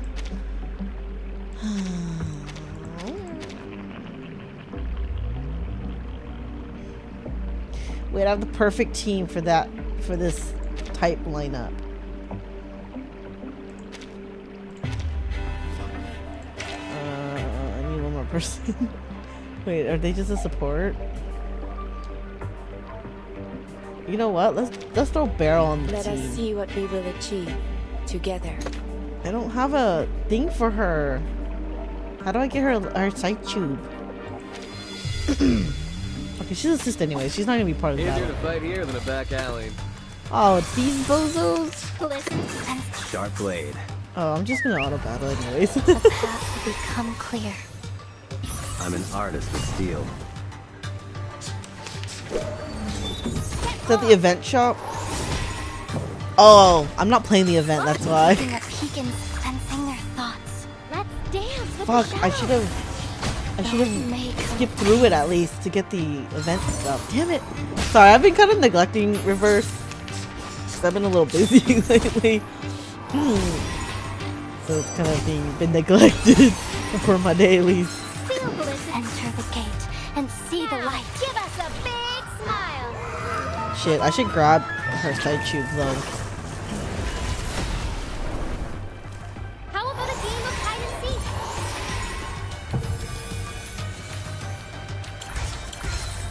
Shattered and now leaving.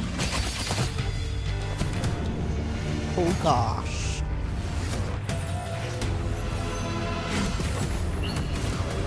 Do not look at my stamina. Can I give everyone a ride on my back? Wait, that's what I was wondering. I was like, can won't I handle it just this go into time. the side tube shop if I don't like play the event, so then I could just buy it? Because isn't that where all like the old side tubes end up? So you have a chance to get them still if you missed the event, which I find is very nice for this game. They cover their eyes. They descend into madness. Oh god. Typewriter P12. When they speak of Manus Vindictae, their tone is always light, often laced with jokes. Colorful descriptions like a greasy-headed musician smearing tiles like a drunk Edward Goya frequently crop up in their poetry. Even though I have never seen such a scene myself, I can still grasp their attitude toward Manus Vindictae. It was an impression surpassing even their past sufferings. Yet subconsciously they ignored the similarity. Perhaps out of denial, or perhaps because this prison had already taught them to obey, also subconsciously. So Manus is behind it.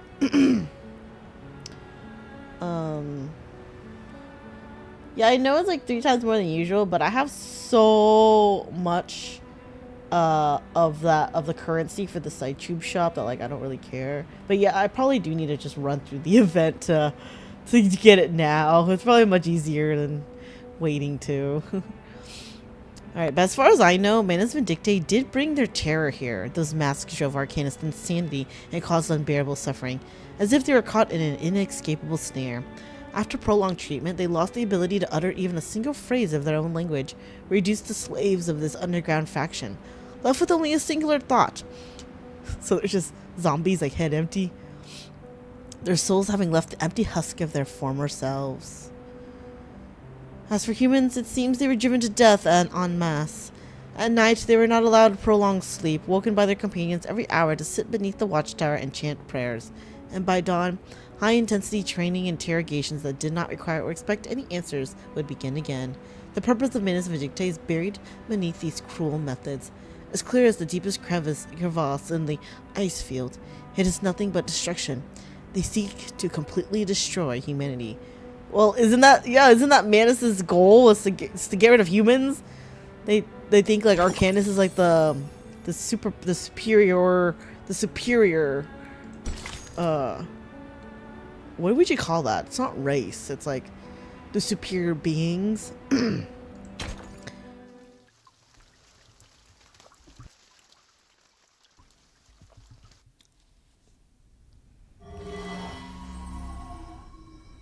Whoa. Easy. It's me, Garcia. We met at the gallery. What are y'all doing here? Sneaking up into our room. Please, I come in peace. That took me out. Oh my god. I almost spat out my water. Okay. What are you doing here, Garcia? Recoleta pays no mind to the young man's explanations. Her focus holds on the woman beside him. It's you, Octavia, the murderer herself. How do you know? Please, calm yourself, Miss Recoleta. You're just repeating what the others said. The jailer has already confirmed that she wasn't the one to fire at the Idealist. The shot came from somewhere else in the room.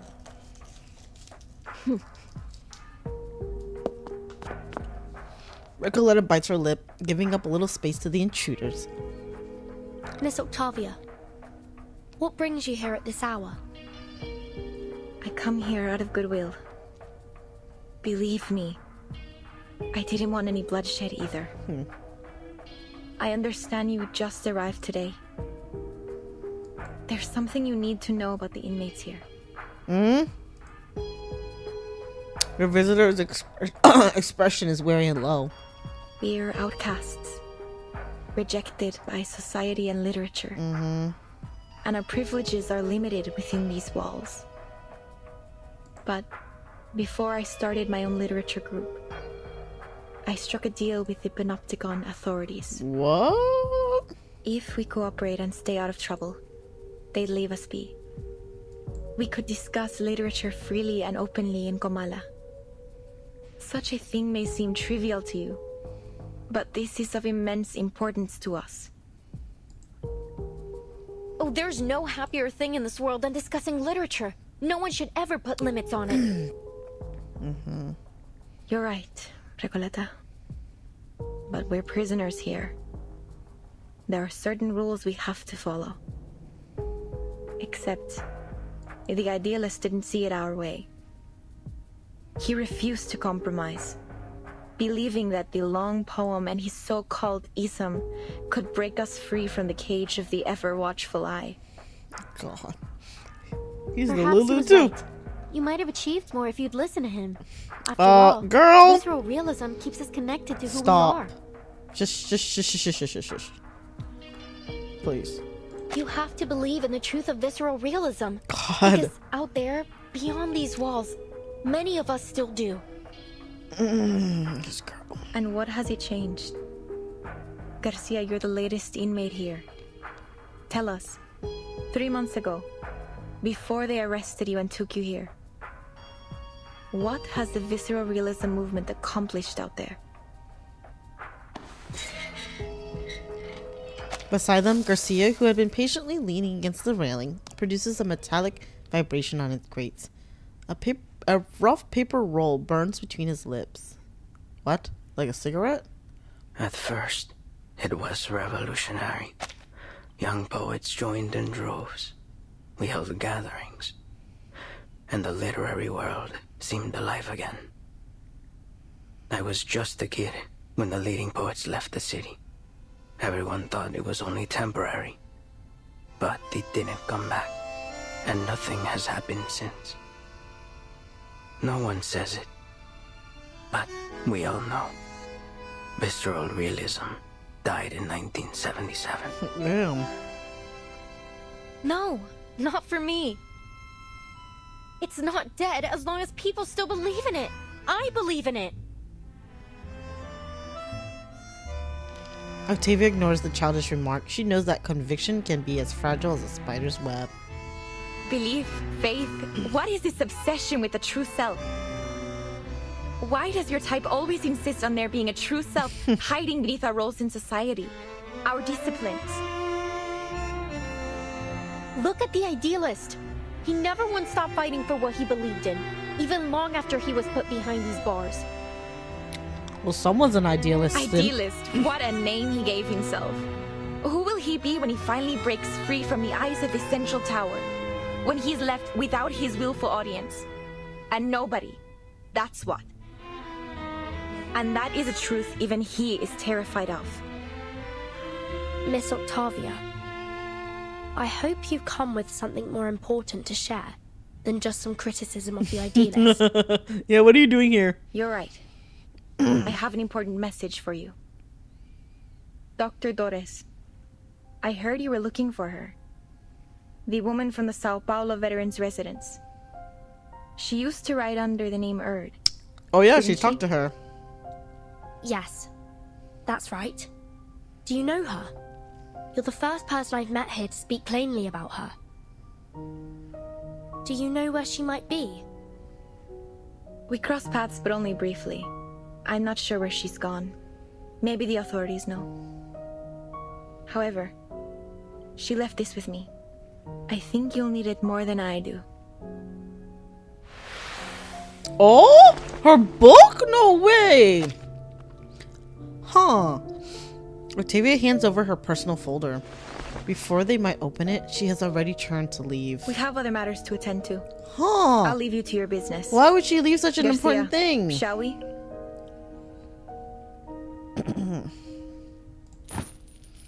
The visitors leave in their visitors leave in haste, their faces and expressions obscured by the night's shadows. The Foundation's investigators open the worn manuscript folder with caution. The physician told me the horrifying truth about the panopticon of Kamala and the power behind it. Manus Vindicta. I knew it! By becoming the panopticon's sole patron, they seized control of the resources and the allocation system, turning this place into a living hell. I suspect that the physician, the current highest authority here, is responsible for this situation. I discovered that the inmates were put through brutal training, even when they were too sick to carry out their tasks.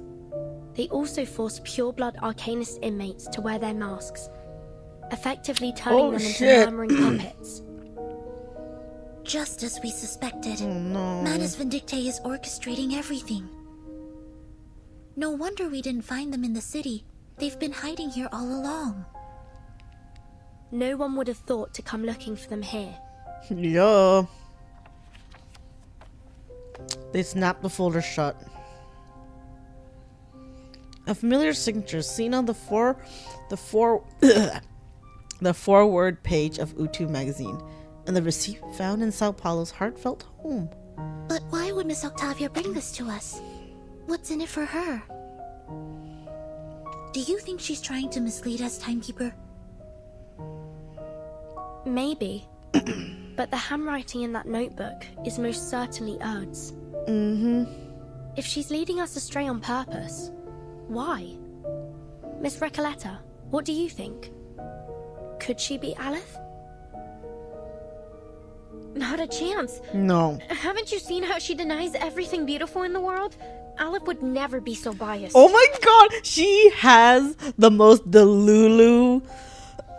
I'm not gonna lie. She has the most Delulu opinion about this person she's never met. It's really funny because it's like, it happens. I get it. I totally get it, girl. But it's just kind of cringy to see it unfold. I was like, oh no, girl. Oh god. Oh. Immortal you, are you talking about the Super Bowl that's happened today? So there's like this big, like, American football, if you guys know, in America there's like a big football event theme. Yeah, pretty much like big, was a competition. How do you even explain the Super Bowl to non-Americans? Anyways, very important for the sports loving side of people, for the sports lovers. So yeah, there was Super Bowl today. I know, I forgot too. I'm just like, oh yeah, Super Bowl today. I'm not really into football, so. Oh yeah, okay, yeah, it's like FIFA but only in America. Yeah, I guess that's like kind of a good way to put it, because isn't FIFA really popular too? Wow, so many people who do not really care about football in chat because none of us knew that it was today. This is why we're here, guys. This is why we're playing. We're just playing reverse. We're playing our gacha games. Okay. I know, to be fair, Aleph is the only one that ever actually cared for her writing. I get it. She meets this quote meets this person through writing that, you know, she becomes great friends with, and they really click and everything. And like, oh my god. So like, I really get it, girl. Like, I really get it. Like, surely some of us, I mean, we've all been on the internet long enough, right? You know, and sometimes we can get a little like attached to people that we talk to, but oh my gosh, it's just, girl, you don't know, you like, I guess I'm only being harsh on her right now because I care for her.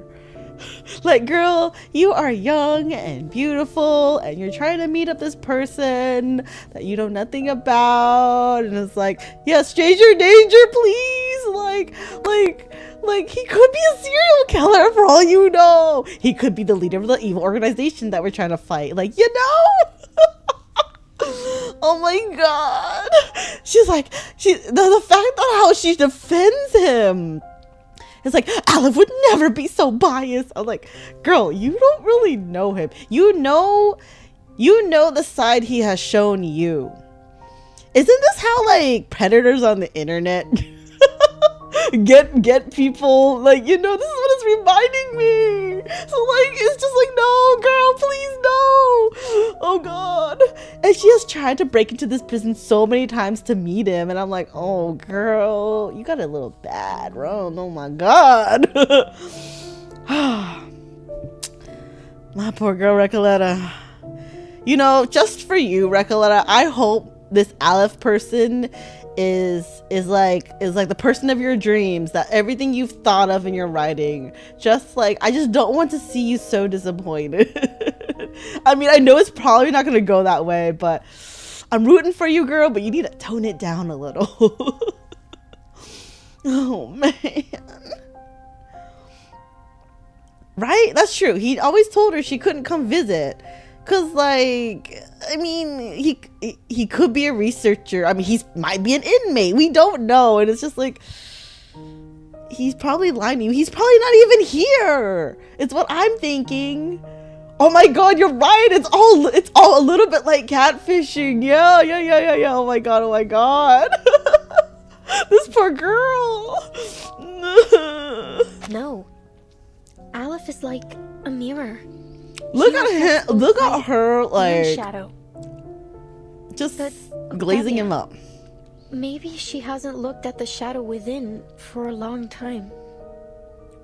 I know that look on her face. She's so fucking delulu. It's the look of a writer. I've seen so many like her during my trip. The faces of a lost, struggling generation. I know, right? The way she defends him is like, oh man, girl, you got it down bad. I really get it, girl, but holy shit. Don't make this mistake. You're young. Don't be naive. Wait, okay, fine. Is it really catfishing if Aleph is telling Recoleta not to come? You know what? Fine, okay. But wait, isn't catfishing also like... Hold on, what is the actual definition? Because it's like half of catfishing, where they're like lying to them. They think they're like telling them like something. You know, like, if catfishing is someone that sets up a fake online identity and uses it to trick and control others. But the thing is, half of it is not correct, because has Aleph ever tried to get anything out of Recoleta? Like, he's not trying to scam her out of money or blackmail her. Like, he literally is just a pen pal. So, I don't know. Oh, it could be reverse psychology. That's true. Very interesting. He has no idea she's trying to break into the prison. Yeah, I figured that. He probably doesn't even know she's here. She's just being very, very delulu about this pen pal. Under the cold night, Komala prison stands like a forgotten gravestone covered by fine, cold snow.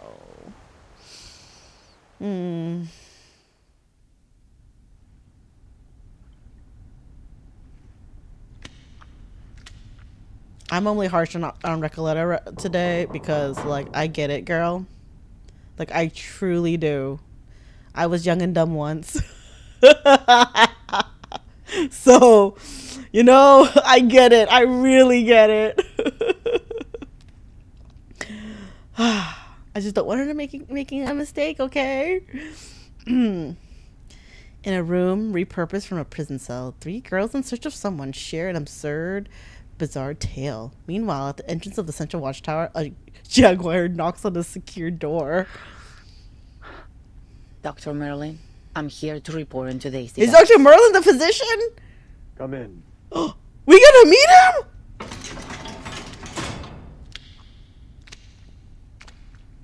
Oh my god. Who's the physician? Oh shit. Imagine getting accused of catfishing because you told someone they can't come see you because you value your privacy. Wait. You're fair enough. Sorry. You're not defending, you're just playing devil's advocate.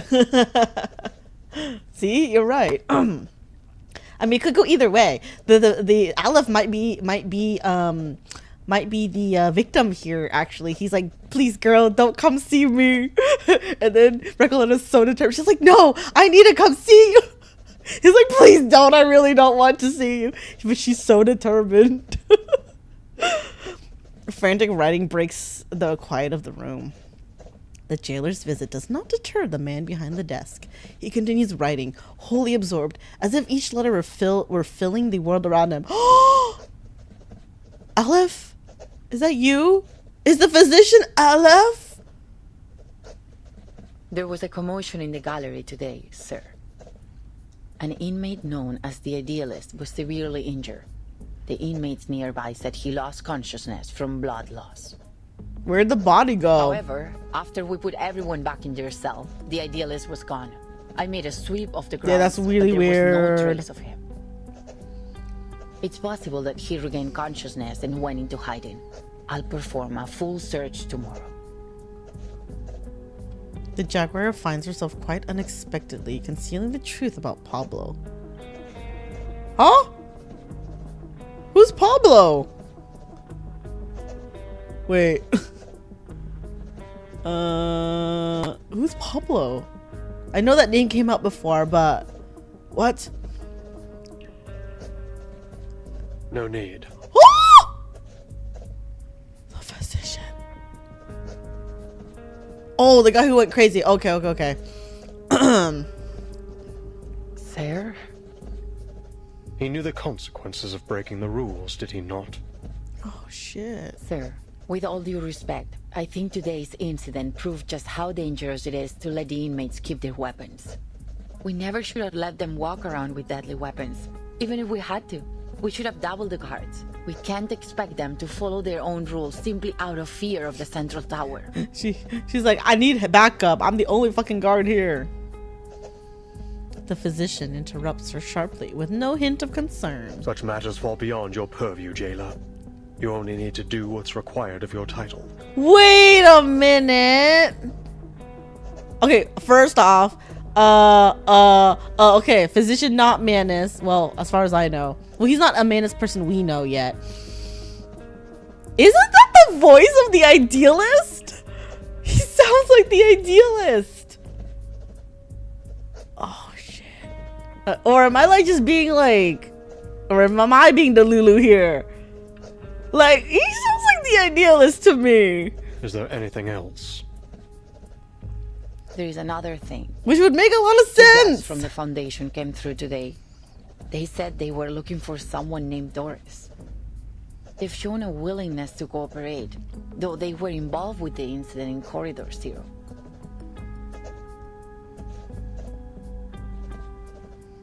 The sound of writing continues. Her report is disregarded. The jailer takes a deep breath. The next part is difficult to say. Sir, there is one more thing. I told Miss Octavia we're short on rations, and she's adjusted the inmates' portions accordingly, but that won't last long. What? They're out of food?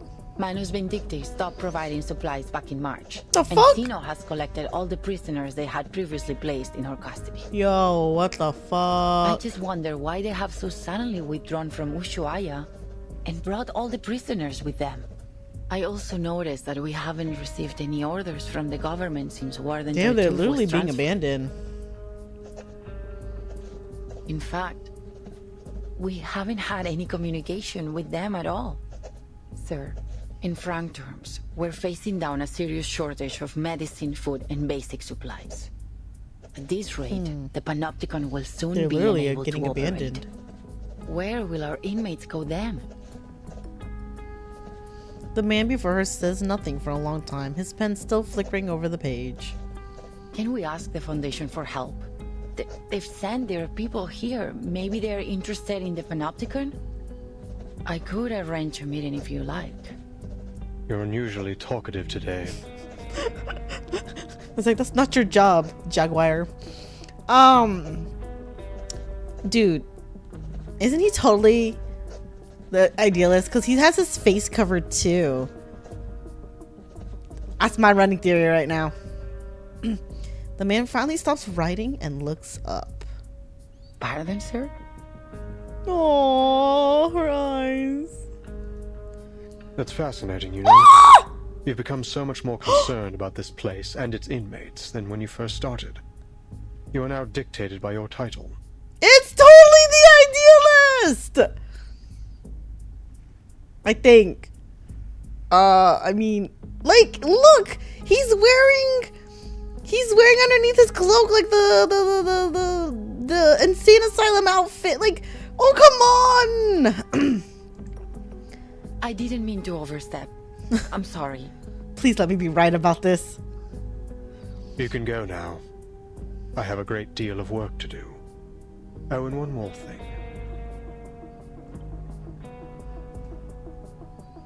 He beckons the jailer back before she leaves. Make sure this month's Kamala Congress is held according to schedule. Schedule. Yes, sir.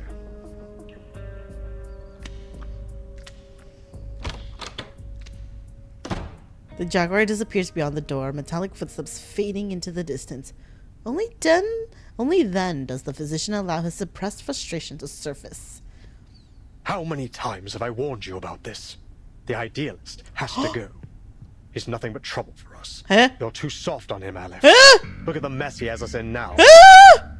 Calm down. Aleph is real! Oh, wait. Oh. Wait, I was wrong. The Idealist... No, wait, the Idealist could still be Aleph. Okay. Aleph is...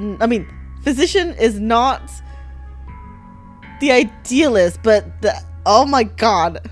He's a rabble-rousing thief, a self-destructive maniac, a snake in the grass.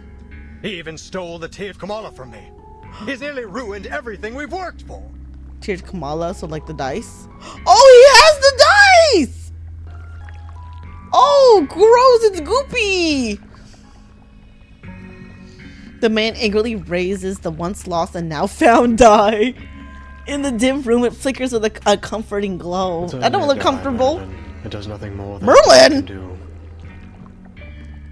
Okay, so that's the real name of the physician, Merlin. You were there today. You saw what he did. He managed to change the panopticon with this dye, even if only for a second. He'll ruin my work, Aleph. He's a slave to his passion. His head is filled with impulsive thoughts. I don't trust him. We can't trust him. So all my theories were wrong. They're all different people. The physician, Aleph, and the Idealist. Oh no! I've done everything you've asked.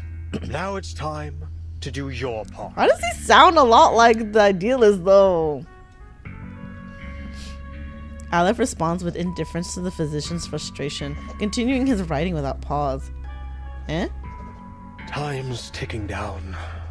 I can't afford any further mistakes. No one can be permitted to stop my experiment in the panopticon. I knew it. It's an experiment. I'll prove it to them. That we have found the path to the ultimate answer. Oh god. Okay, well now things are getting juicy. Huh. What is going on now? I must know.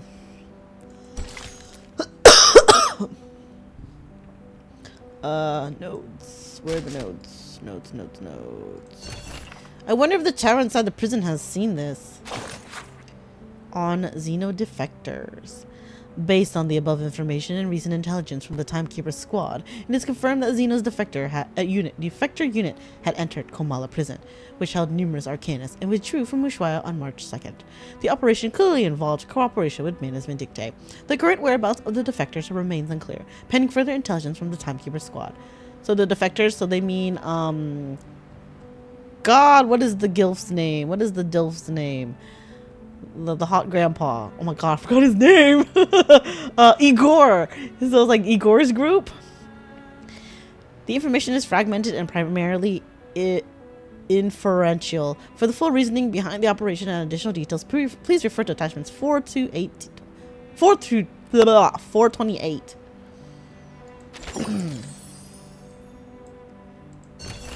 Look, the smallest of clues, the greatest of structures built brick by brick. Prison reform notes. During the third Kamala Congress, Blank's daily dose of diazepam was reduced from 2 3/4 tablets to none, replaced with the 2 classified poetry collections and 60 chlorpromazine tablets to be taken 1.5 per day. 60 tablets? What the fuck? Is he trying to treat these prisoners with poetry and something else? 1. 2 days, 11 hours, 88 minutes, and 4 seconds later, an 8mm crack appeared on a bar of his cell, which is on the 2nd floor, near the 3rd staircase, and is the 8th cell from the left. He scraped off a 4x3mm fragment from the 32nd tile.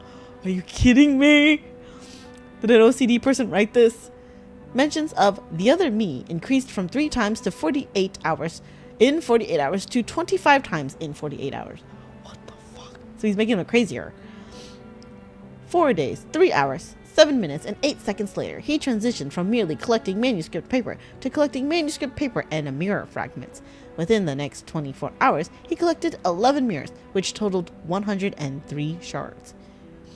During the 6th Kamala Congress, blank supply of fluoxetine and valproate was completely discontinued, replaced with 4 classified L6759 literary selections and 4 rolls of 400 centimeter bandages. What the fuck? So he's just taking their medicine away and then they're going crazy. Oh my god. 1. Averaged 32 bangs against bars and walls per hour. Who is like counting this shit?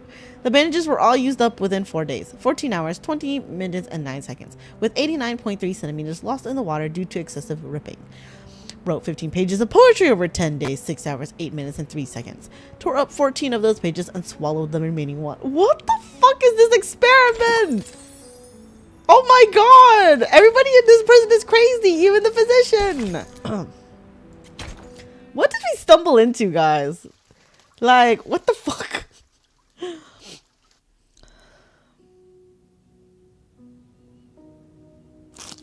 Oh god, more of her story. The cottage with the blue roof was silent as always. In a fleeting dream, the parasocial researcher uncovered the truth behind the die of Babylon. She carefully examined hidden patterns, much like an astute astrologer tracks the movement of the stars. Wait, the die of Babylon is real! What may seem like errors or accidents doesn't negate the verities of destiny.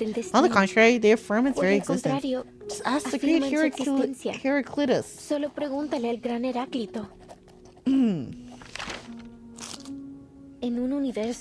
In an unobserved universe, the die of Babylon spins in perpetuality, dictating the fate of all in time that is both infinitely long and infinitely short. Wait, die of Babylon is real, and it's turning her story, I guess. The coincidences. What? Man! Look, she closed her eyes. She respected the randomness of numbers and destiny. She respected the die's judgment. Can we not go with numbers again? I've had enough of Math Island. Otherwise, she would have accidentally lost herself in the gaps of time and wandered forever as a ghost in oblivion. This die of Babylon is turning her fucking story into the coincidence she's seeing. Oh no. In the solemn prison hall, under the half-light of the next day, the prisoners of Kamala gather. Wait, okay, so Aleph is real after all.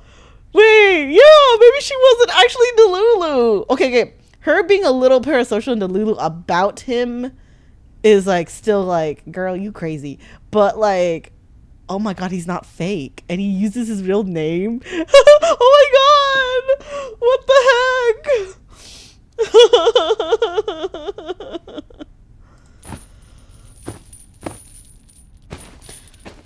Did I read that?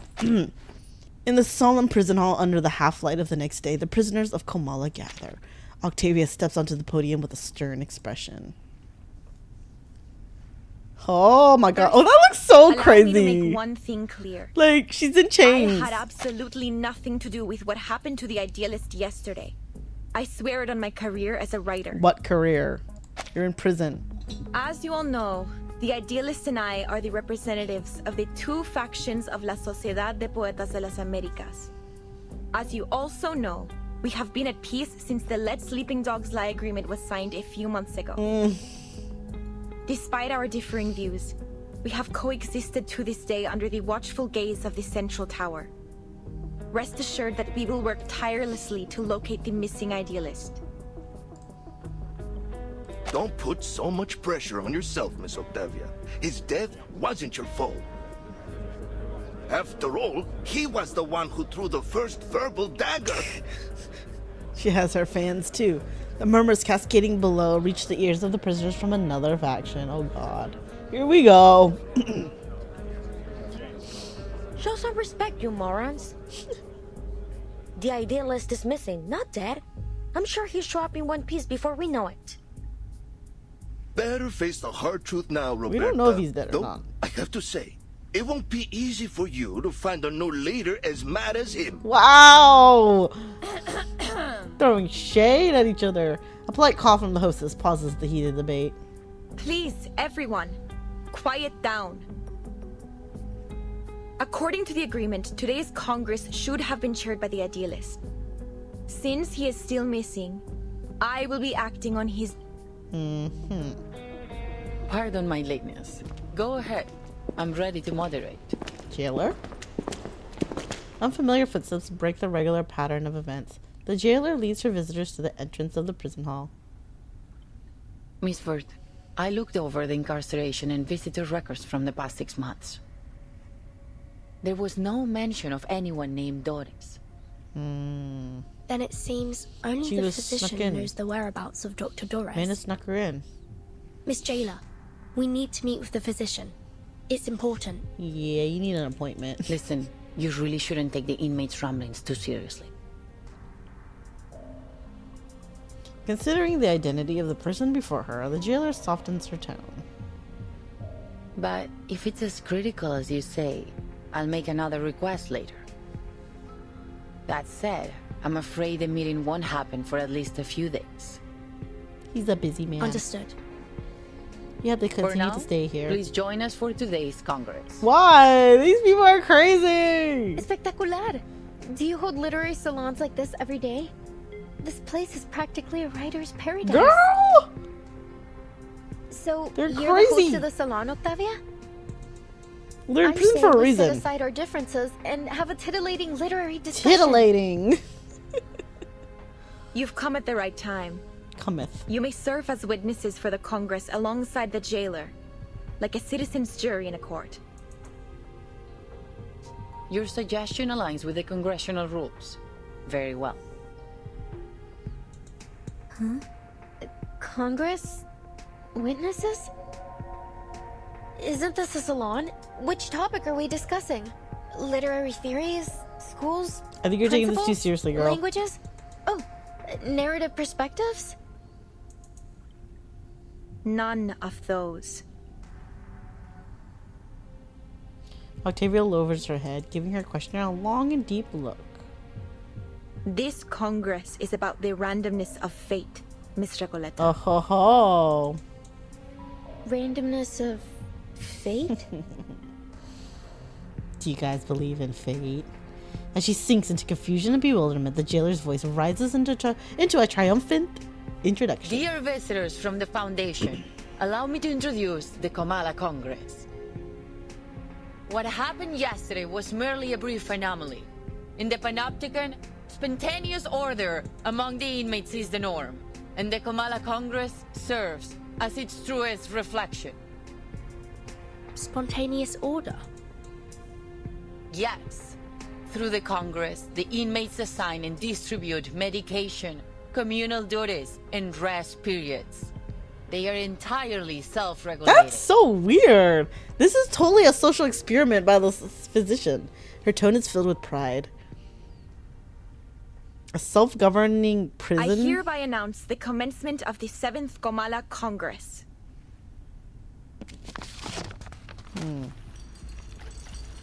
As her words fall, Octavia takes out a worn lottery box and a small trinket from her hand. The prisoners move in perfect order like a swarm of ants. A cardboard What box the and- fuck? Is that a paper die?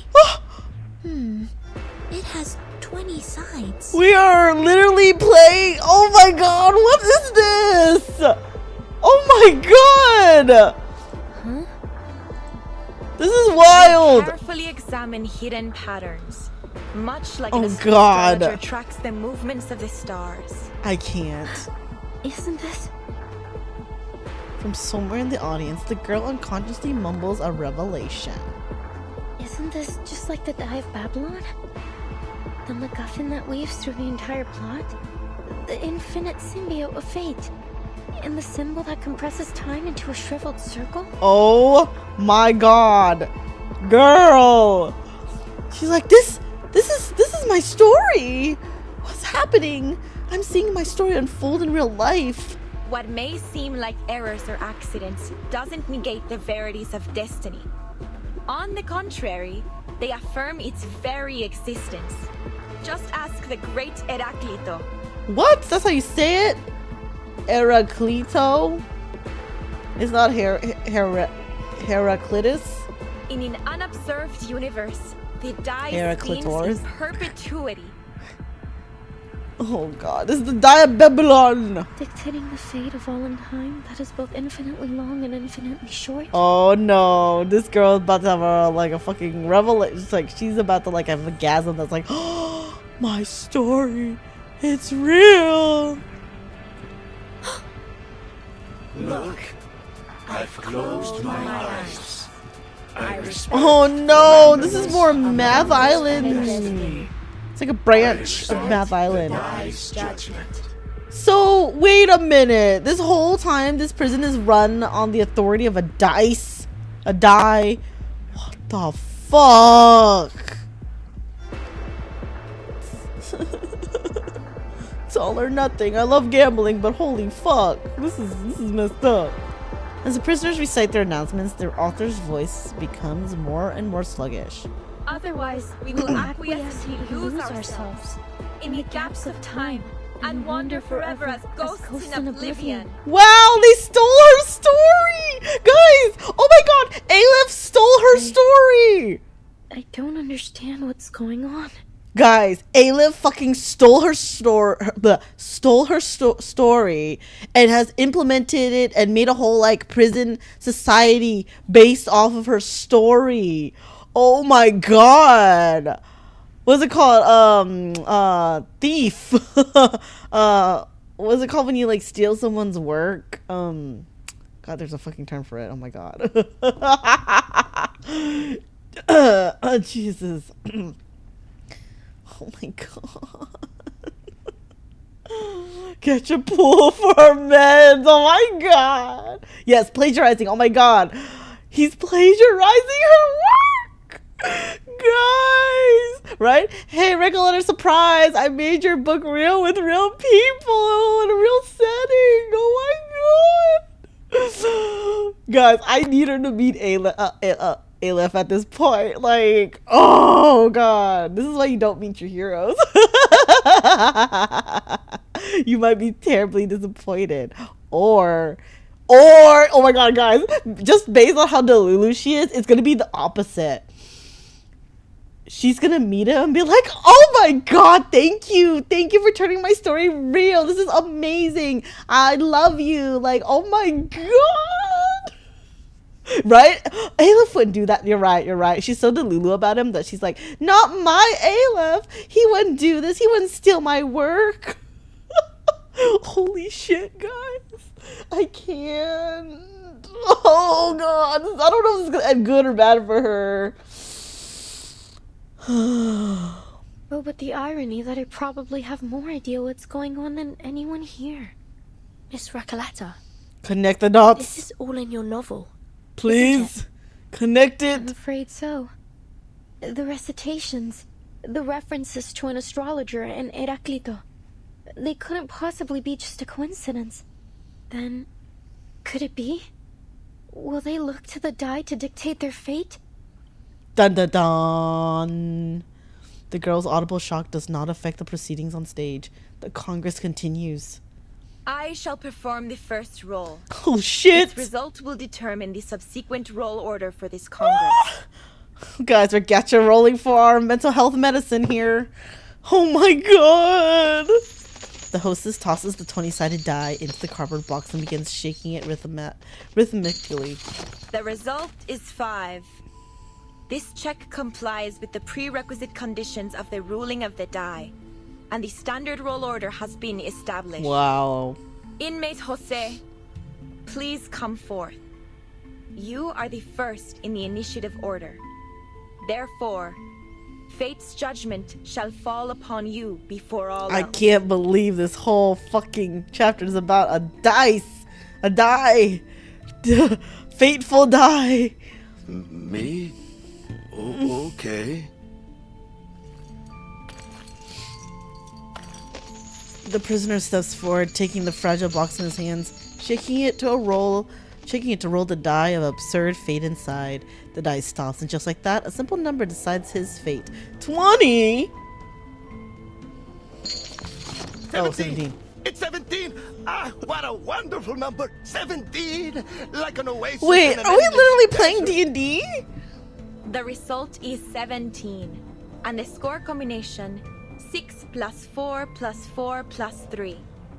According to the ruling of the die, he shall receive 60 risperidone tablets, 40 clozapine tablets, and 40 diazepam tablets. Goodness. Additionally, he will assume the role of cultural manager of the Comala Congress. Okay, wait. I'm assuming these are real medicine. I need to know what they do now.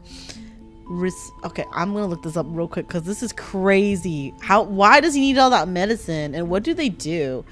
Okay, risperidone, atypical antipsychotic medicine. It treats schizophrenia, bipolar disorder, and irritability and autism. Okay, it balances dopamine and serotonin. This is crazy. Okay, so he gets that medicine. Clozapine used to treat treatment-resistant schizophrenia and to reduce suicide risk. So this is all schizophrenic medicine? What the? And then diazepam. Are these like the feel-good medicines? Okay, it's used to treat anxiety, acute alcohol withdrawal, muscle spasms, and seizures. So it acts as a central nervous system depressant with sedative, anxiolytic, and anticonvulsant properties. What the fuck? This is crazy!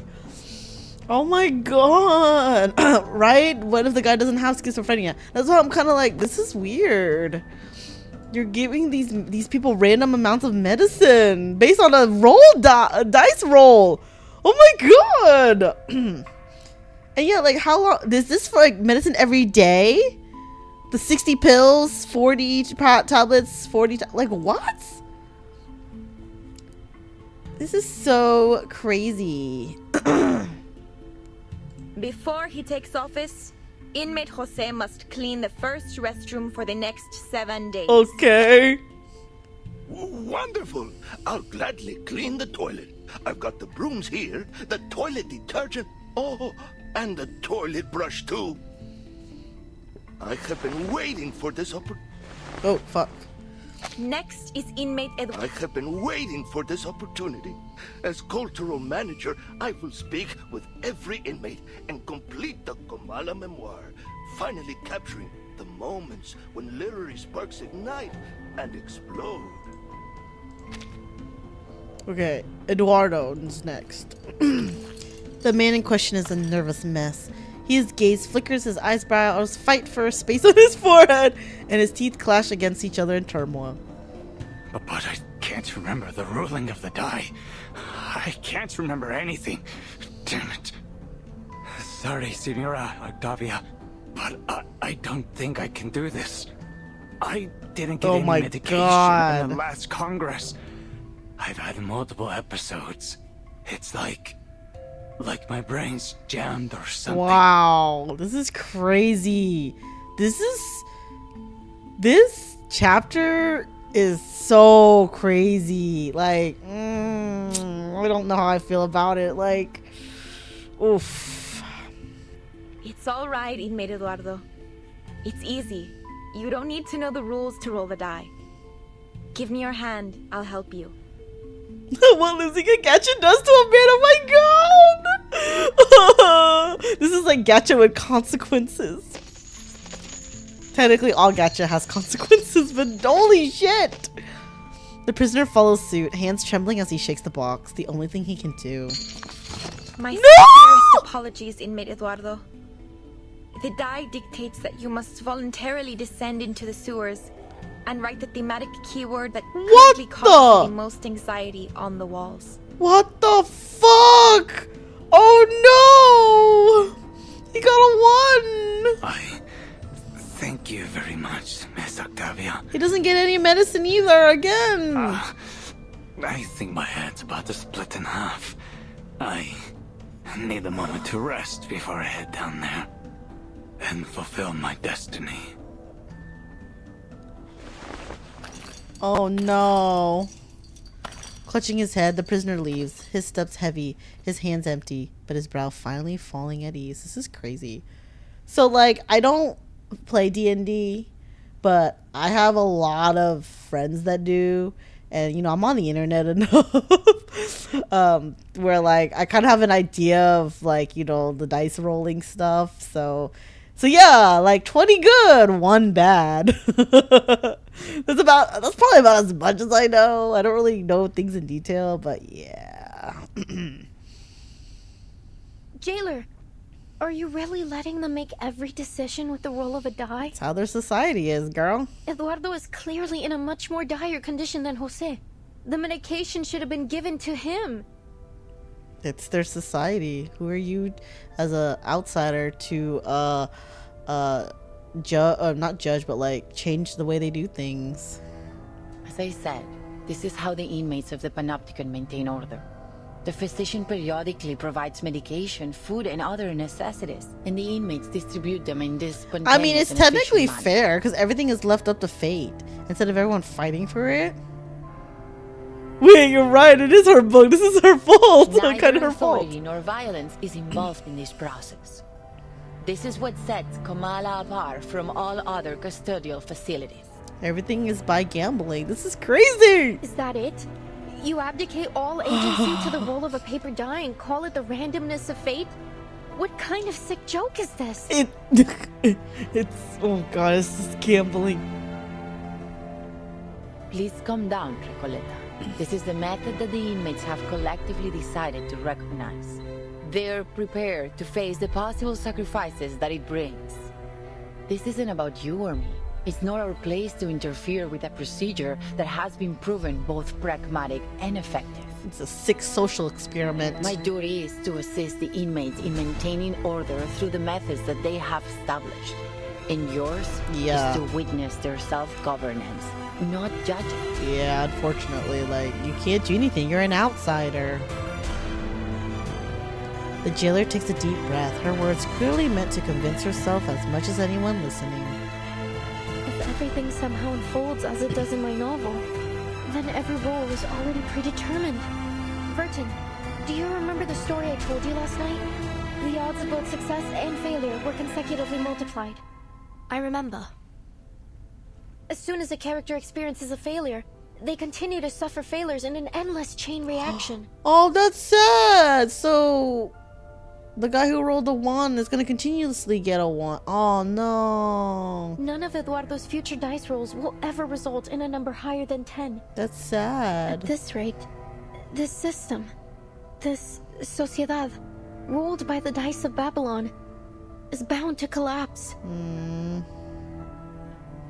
She looks around, realizing that her words, weighty as they seem to her, have garnered no attention. Eduardo will never receive any medication. The moment he writes the keyword on the wall could very well be the moment he spells out his own death. No, I can't let this happen. I have to do something. Recoleta rushes to the stage. Wait, Miss Recoleta, what are you doing? Girl. You should take it up with the physician who oversees everything, not the inmates. Like, they have their way. Few soldiers would appreciate Oh, the idea of taking orders from an accursed die. A skilled commander would never rely on luck to make decisions. Heard that. Girl, don't mess with cult behavior.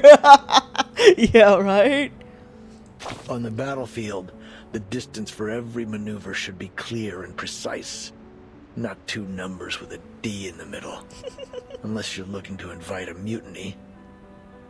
That said, if a die with such power were placed in a soldier's hand... Oh, shit. I'm pretty sure they'd roll it and let it decide their destiny. Guess sometimes you just gotta. Luck won't always be on your side. Exactly. There's no good luck without bad luck. Just as a coin must have two sides, luck essentially defines one's entire life. I'll believe it. It's like, you know, you can't win it all. You're gonna have to, you win some, you lose some. And whether it's make or break, life or death, the die will keep That's on a crazy way to think about life, though, actually. Like, damn, why is this game so fucking deep? Like, pretty much, life is just all about dice rolls for everything you do and stuff. And honestly, I really believe it. Some people are just way unluckier than others, and some are luckier than others, okay? Like, I really believe it. Like, what's it called? I don't know what the English word is. Is it like a form of feng shui? Well, either way, like, my family believes in like the year, and it's like zodiac stuff, okay? Like Chinese zodiac stuff. So like the year you were born in, like like, so there's like an animal, right? You know, the animal year, and then like the element too. So there's like an element for each year, and then the animals, of course. So like that actually really determines a lot about like your life. So so some people are just born into luckier years. Like it just happens. And then some are just born in really difficult years where their life is much harder than others. So like, and like you can kind of see it, honestly. And also it kind of also determines who you get with too, like whether in like for business, for like or like relationships. And it's like crazy. I know it's like it's like so like, it almost sounds fantasy and kind of hard to believe, but it's like when you kind of like grow up around it, and then you kind of start seeing things, and it's like, you know what, there might be a little bit of basis around this, like about it. So yeah, so like it just determines a lot, like especially like who you're friends with and stuff. It will determine like your luck and going to business, like business partners and like love relationships. It's crazy. Like there's a lot. So, and I totally believe it, because I've met, you know, I've you know, going through life, you meet a lot of people, and there are definitely some people you meet that like, yeah, they definitely were born in an unlucky year or something, you know, because you just see like bad things constantly happening to them over and over and over again, and it's like sad, but it's like, you can't do anything about it. And then you see, on the other hand, you see people like, oh yeah, this person is like super lucky. They like get everything in life, and just things just fall into their lap, and it's just, yeah, it's very, very crazy how that shit works. And so I believe it, you know. But this one, so in this game right now, it's really talking about a lot like the die is like figure out your fate. So that, but they're talking about it happening like everything you do in life. Whereas, well, but I don't know. Recoletta's like story, where like, you know, once you roll a 1, you're gonna continuously roll a 1 and be unlucky. So so it's kind of like, very interesting. Yeah, that's true. Luck is merely a perspective. There's that view too. Fortune doesn't favor the bold; it favors the prepared. Fair enough. There's also that. Like, trust me. Like, I'm not saying like it's real, because you know, you don't know what actually is true and what governs the nature of our world, you know. And I just saying, here's another perspective that people choose to believe. So, and I partially believe it since I do see it. So yeah. Yeah, there's definitely thought bias too, so it's just kind of like, well, there's that. Very interesting. This is just what it reminds me of, and I'm like, oh gosh, here we go. Of course, dice aren't the only tools used to play with fate. Coins, lotteries, gambling, shells on the beach can all serve the same purpose. Thanks to the randomness of fate, a Babylonian may rise to be a proconsul one day, and fall into slavery the next. Some tragedies could have been avoided. Well, that's where historians come in. With a little creative editing of the history books, even the random rolls of a die can suddenly make sense. Creative editing of the history books. What were once avoidable tragedies are rebranded as reasonable incidents, or even desirable outcomes. At least the roll of a die is impartial. You're starting to sound like a gambler. Well, sir, I hate to break it to you, but I kinda am. But even gamblers, after hitting a hot streak or a losing spell, start to convince themselves that they've figured out the grand pattern behind games of chance. No. I'm actually a very humble gambler, to be honest. I know that there is no pattern in luck. Well, for the most part, there can be. There probably is, but luck is still luck. It can be random. It isn't just gamblers either. Witches tried to influence fate through rituals and charms. Ancient mathematicians calculated probabilities on paper. Some even wrote books on game theory. Meanwhile, others suspected there were cheaters among them. Jeez. Right, you won't play unless there's a pity system. Fair enough. Because honestly, this is why I like certain gacha gambling. Because there's a pity system. It will eventually be guaranteed. I just hope these high rollers unite to confront the demon who holds the laws of the universe. The past, present, and future in its claws. And give it a well done and a slap in the face. You're talking in circles today. Haven't I always?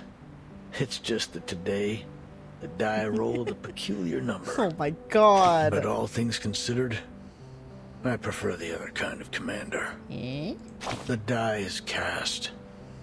But regardless of what number has been rolled, it's time to cross the river.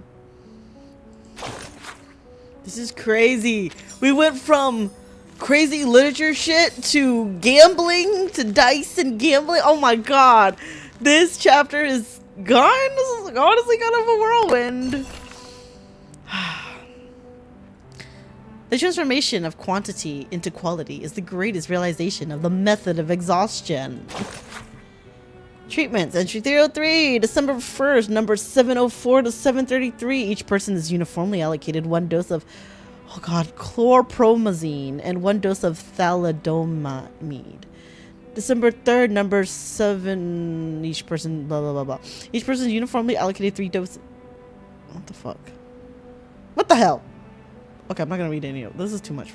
Anyways, we shall continue. Let's do like 1 or 2 more. Oh shit! I've already been streaming for almost 3 hours? Oh shit, we started really getting into it in the last chapter. Oh my god, okay.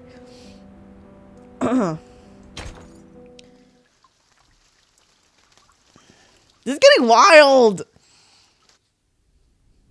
My brain was just melting in the beginning of this chapter, but now it's getting wild! Oh, Jesus. Oh, wait. I did not know the translation of the title of this chapter is Madness and Civilization. Oh my god. Okay, now this is making sense. Okay. Anyways, on the stage, Octavia remains the picture of serenity as she orchestrates the Congress. Miss Recoleta, as a witness to the Congress, you have the right to express your doubts calmly. Okay. Yeah, this chapter is most definitely going to be a 3 to 4 part stream.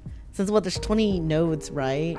And we're on 11. Yeah, I don't think I'm gonna run through 8 nodes next or 9 nodes next stream. So there'll probably be another 1 or 2 streams more for this chapter.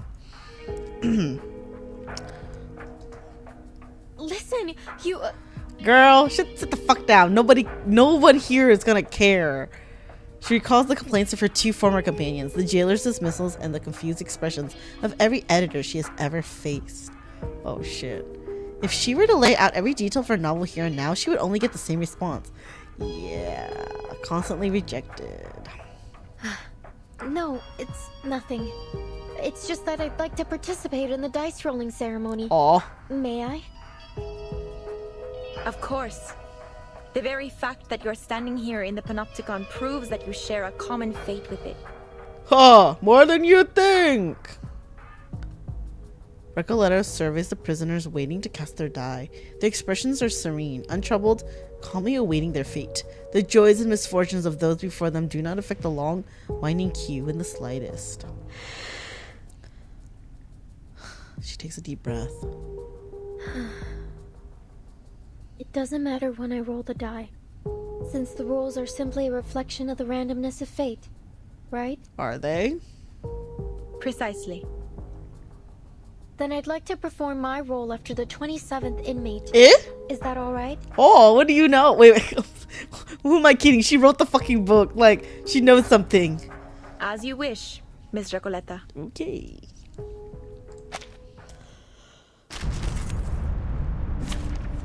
What? We have to battle? What is this? Who are we battling? Dice? I'm just gonna send out my... Where's Argus? Argus? My A-team. My favorite team. It's usually fourth.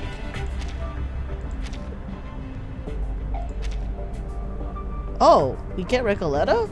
Oh shit. Okay, that's fine.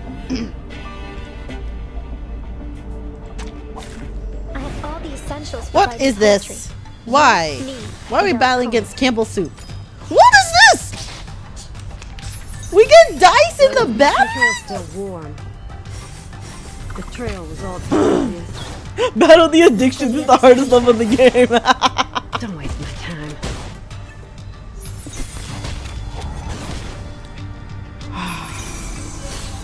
I mean, obviously, we all somehow have some sort of gambling addiction, right, guys? I mean, because we are all here.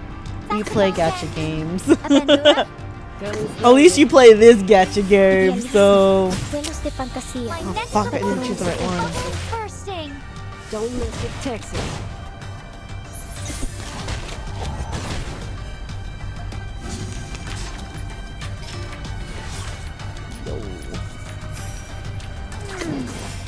Más allá del concepto mundial. Trail's still warm.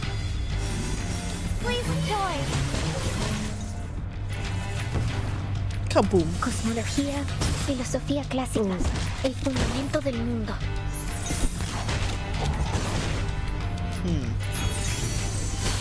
Thank you. I exploded the soup.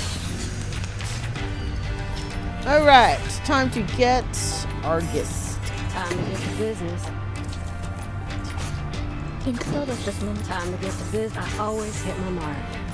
Idealismo, vuelos de fantasía. Da-da-dan. You can run, but you can't hide.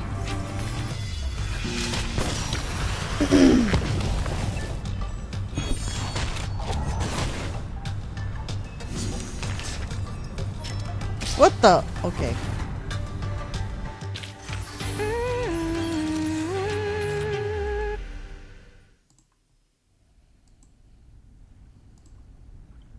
It seems fate favors you, Miss Recoleta. She's the author of this fate. Whoa! Here are your supplies. Wait, what? Why does she get any? She's not an inmate. Please be sure to follow the distribution rules of the Congress. This is an essential structure of Comala, and a belief shared by what's all she gonna its do with all inmates. this? Honor it. Just as I suspected. These supplies belong to me now, Octavia. I'm free to use them however I please. She's gonna give it to the unlucky dude. Recoleta strides towards Eduardo, who is curled up in a distant corner, clutching his head as his body trembles in silence. Here, Eduardo. Take them. Aww. But this is only a temporary band-aid. It's not solving the main problem. After he runs through all the medicine, it's just gonna be like bad again. But I haven't fulfilled my destiny yet. These precious tablets and capsules. I can't accept them. They are gifts from fate. The die has placed them in your palm. But I don't need them. You do. Thank you, kind señorita. The prisoner's trembling stops. He blankly pinches his arms, as if trying to distinguish reality from dream. Then all at once, Then all at once, he snatches the medication from her hands and shoves it into his mouth. All of it? Oh, dude? Oh, no. No. He's gonna overdose. Eduardo, what's wrong? Are you taking the medicine right now? Oh, shit. Girl, you might have just killed him. There's no need to rush. There's plenty of it. You can have it all. Por Dios, Eduardo. How could you squander fate's gifts like this? Hey. Kind señorita, please, give me the medication. I need it more than anyone else. Wow, now they're all gonna... This is what... Holy shit. This girl just uprooted their fair... process. Now it's gonna cause havoc and mayhem. Because now it's unfair. God... Girl, this was a bad decision. You shouldn't have... this is not good. No, I'm the one who needs the most. Good Lord. Give me the medication.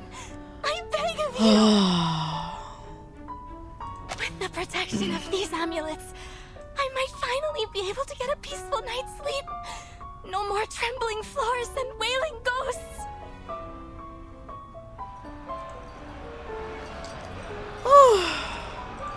The prisoners shove and struggle, countless hands reaching toward the hapless rider, trying to snatch the small brown pills of salvation. Enough! God, Enough. Girl, why did you do that? A blue glow spreads through the room, forcing the prisoners to clutch their heads and fall down to their knees. Their riot comes to an abrupt halt. You shouldn't have done that, Miss Recoleta. Yeah. She's literally just putting a weak band-aid over the situation. You need to get to the source. Go find a way to meet the physician. Your ignorant generosity could shatter the very basis of our survival. Ignorant generosity. She steps towards Eduardo, now writhing in pain, and picks up a few stray capsules scattered at his feet. The pills dissolve into a stream of voided sand, vanishing as it pours through her fingers. Huh? We have never had such chaos at the Congress. Understand this. We rely only on the randomness of fate to distribute supplies and assign responsibilities. To them, it's random. If you disrupt the status quo, the entire system of the Panopticon will collapse beyond repair. It is only by respecting the arbitrariness of fate and adhering to the rules of the Die of Babylon that we have kept this place functioning all this time. The Die of Babylon? Tell me, how did you know this name? Are you the one orchestrating this whole thing? Go meet your beloved Aleph. Recoleta, equally confused and furious, grabs the hostess's collar. Oh my god! She's getting aggressive now. Said it is Aleph? Could it be? Are you Aleph, just as Verton suspected? Let go of me, Mr. Coletta. No. Have you gone mad? She wants to meet her beloved Aleph. The role of the die is absolutely random. I'm not orchestrating anything. Before the Congress began, I made an oath. I intend to keep it. Please, calm down, Miss Recoleta. I think she's telling the truth. She lets go of her grip as the reality of their situation dawns on her. Sorry, Octavia, but please, you have to tell me how you learned about the Die of Babylon. Did you hear it from my Aleph? I must know. Only my pen pal and I should have any knowledge about this die. I heard about it from the physician. He described it as a symbol of collective consciousness that we could harness to maintain immaculate order in the Panopticon. Dun dun dun. So, now she's gonna think the physician is her Aleph. The Comala Congress was coined, iterated, and perfected by the physician based on this concept. But the physician is working with Aleph, from what it seemed like in their conversation. The physician again. Everything eventually... Please, yes, just connect the dots. Just as we suspected. Go ask him. Bust into his tower. I see. Convince the jailer again. Recoleta cast her eyes over the silent jaguar, who has remained wordless from the beginning to end, watching it all unfold. Dun dun dun. Jailer, we have to meet with the physician in person. Now. Let me see my Aleph. Dr. Merlin is too busy at the moment. Name dropped, Dr. Merlin. It's not Aleph. Unless Aleph is his first name. Aleph Merlin. I don't know. I couldn't possibly trouble him over a novel. Oh, no, Aleph could be just a fake name anyways. Oh, shit. Look at the fighting words. She just shattered her fantasies. I couldn't possibly trouble him over a novel and a pen pal. Holy shit. They're just fantasies. Oh, my God. Oh my god! Ouch! Couldn't you make an exception? What if they're not just fantasies? What if they're tied to the very survival of this place? Yes. Merlin did refer to another person as Aleph. I'm talking about to Recoleta, because she's unaware that like Aleph is there. That's what I'm saying. Like, okay, so Jaguar dropped the name Dr. Merlin, so now like Recoleta can probably start thinking the physician is Aleph. Miss Recoleta said the Panopticon could collapse because of the Die of Babylon. Are you seriously telling me you believe that nonsense? It wasn't nonsense, nor are they fantasies. You saw with your own eyes how I won the die roll. She's gonna be like, but that's fate, you know, blah blah blah. You can't argue with the Jaguar. She's just doing her job at being a prison guard. It was just a coincidence. The jailer's words are at odds with the subtle motions of her eyes and face. The investigation's investigators seize on a prime opportunity to apply pressure. Oh, does the Jaguar know something? What if we present you with stronger evidence to prove it's more than just a coincidence? Like her If now? everything in the Panopticon proceeds according to Miss Recoleta's novel as she says, she should be able to predict what happens next. Dun dun dun! Including the roll results of the absolutely random die. That's right. The Die of Babylon isn't random at all. It's nothing but a supercilious fraud veiled under the guise of fate, and an actor of the inescapable loop of history. And oh my god, the words are glitching! What is going on? That's not good. I don't like that. And not one of you is paying attention to me whatsoever. Huh. Ugh, to hell with this era of ignoring unknown writers. Girl. Miss Recoleta, please make your prediction for the next inmate's die roll. Dun dun dun. This way, you can prove to Miss Jailer the irrefutable connection between Kamala and your novel, The Rise and Fall of Sanity. You finally remembered its name! Oh, what sweet balm to my spirit. Girl, moving on. Miss Octavia, please continue the Congress and let the next inmate perform their role. Then Miss Recoleta's statement will be proven true. The hostess of the Congress remains non-committal. I appreciate the reminder. No matter the interruption, the Kamala Congress must go on. Though not for Miss Recoleta's sake, of course. Next inmate, please. Following the die's designated order, the next prisoner steps forward to roll. Hello, inmate Garcia. You know what to do. Oh shit. Of course. Yeah, they're kind of in like an insane asylum, so that's why their drip is like that. La sexta cara. Un pilar roto. The sixth face, a broken pillar, the conflicts of fortune and calamity. So she's gonna roll 6? Will be a 6. Oh! Oh shit! Oh no! Her prophetic precision plunges the hall of new encounters into breathless silence. As fate reveals, Ooh! the number is... Oh! You gotta believe her now. Just as Miss Recoleta predicted. That could still be a coincidence. Do it again. I knew the Jaguar was gonna say that. She was like, that's coincidence. Okay, fine, I'll prove it again. The 13th face, a bewildering cadenza lacking a true beginning or end. 13! Fourth face, a drowning man used the last of his strength to swim to safety, only to discover he'd mistaken a mirror for the surface of the water. The 17th face, he limped toward the distant oasis, only for the faint moisture and eerie stillness to cruelly reveal it as a mirage. The sixth face, another broken pillar, with identical cracks to the last. It confirmed the paracausality researchers' hypothesis.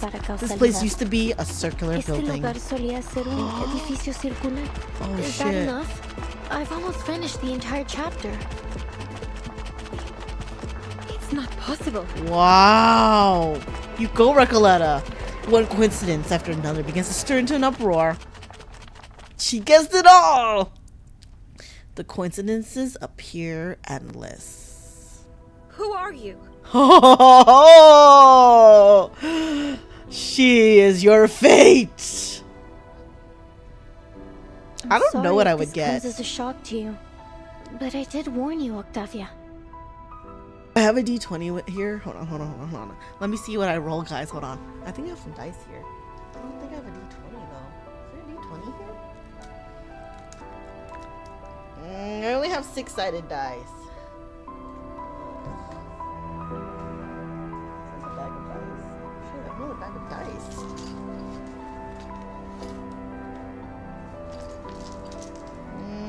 No, they're all 6-sided dice. I have a d20 somewhere in my room, but... You know what? Wait. Let me look some more spot. If I can't find it, we'll move on. But I want to see if I have a d20. Let's see what my dice roll lucky tonight, guys. I have a d20 somewhere. I know I do. I had a 5 whole set of dice or something. I had no use for the d20.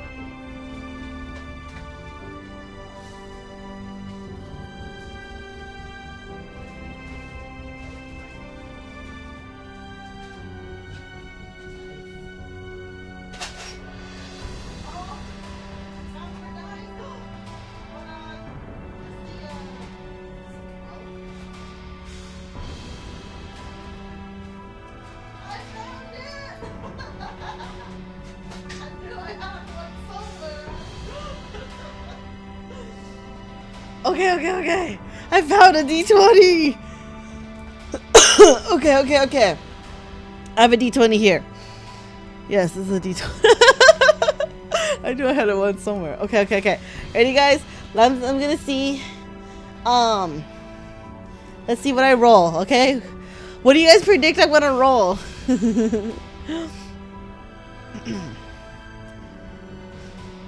Oh my god! That'd be crazy if I rolled a 6. Alright, ready? Oh my god, right? If I get a nat 1, I'm gonna go swim at the bottom of the pool.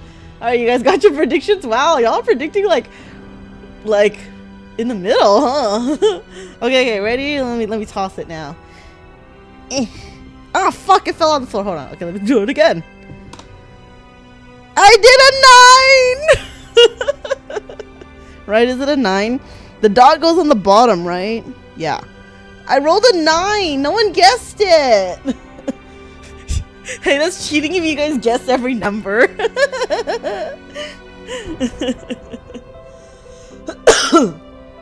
Well then. Okay. Let us continue. She did warn Octavia. Now it's proven. The Die of Babylon is anything but the so-called randomness of fate. It's a 9. The dot is on the bottom.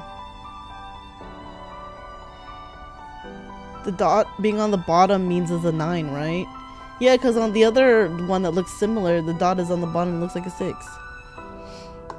Anyways, I got a 9. None of y'all were right.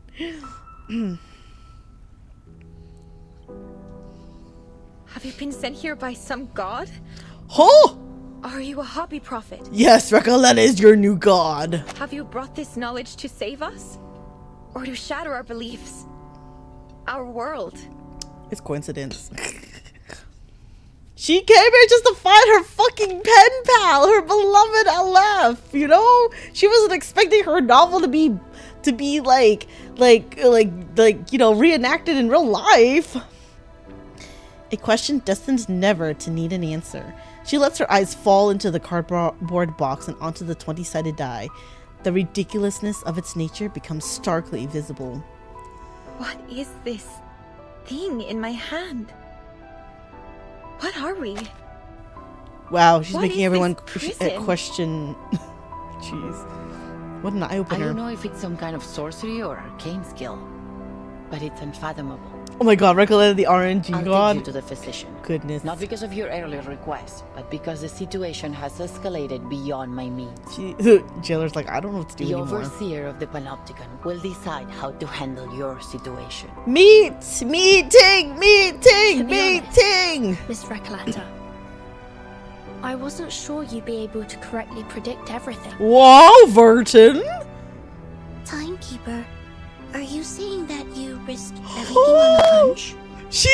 Verton literally was like all or nothing. Oh my god, my goat Verton. Holy shit. Wow. Verton took a gamble, guys. Oh my god. Okay, this chapter we just went from like what the fuck to like ah. Ooh. Wow. It worked, didn't it? Damn. Come with me. Dr. Merlin's office is in the central tower. Well, Verton wouldn't be getting results if it wasn't for her, whatever she's doing. For her part, the now vindicated writer falls at the end of the line, letting her mind race like a bullet train. In the 6th version of my novel, everyone in the town dies because of the die of Babylon, for only death could close the loop of history. Oh my god! Right? Chapter went from literacy is everything to, yeah, gamble! You got my attention now, game. Oh shit, oh sorry. Oh shit! Entonces, al final, wait, did she say that in English? In Jailer, you're the bank clerk, right? So in the end, will you also have a meltdown like the bank clerk does? When he realizes that he and the Dune Piscator are the same person? Girl. What are you saying is gonna happen? Holy shit.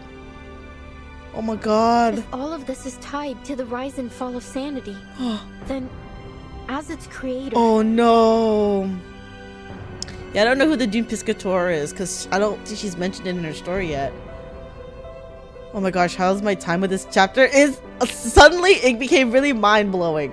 At first it was mind melting, like my brain was just fucking melting and all this literature shit and poetry. But now it's just like, what the fuck? We're gambling now. Oh my god. I will get to the bottom of this. Do it. I need you to meet Aleph. I really want you to meet Aleph at this point. Oh my god! Oh, what a way to end. Holy shit, guys. Okay, unfortunately, we're gonna have to stop it here. Wow. Holy crap. Okay. I would love to continue because this is such a like a cliffhanger, to be honest, at this point, but next time on Reverse 1999. Sorry, right? I went from don't meet your heroes to I really want you to meet. It's just there's the coincidences are so crazy. Like, I need her to confront him now. Cause I'm just kind of like, dude, like at first I was like, girl, stranger danger. He's gonna be nothing you like thought of. Now I'm just like, look, he fucking stole your story. Revenge. Get him for it. Get him to tell you why he did it. So, I need her to meet him. I need closure for her. Alright, everyone. Thanks so much for joining me in this reverse 1999 stream. Holy shit, this chapter did a complete 180 in my opinion. Because I was like, man, this chapter is a little boring. But holy fuck. Okay, you got my attention now. Okay. We will continue this next week. I will read the Doris side next week. I guess it'll help us get a little refresher too. Okay. Hope you guys have a good morning or night, whatever time it is for you, and I'll catch y'all later. Bye-bye.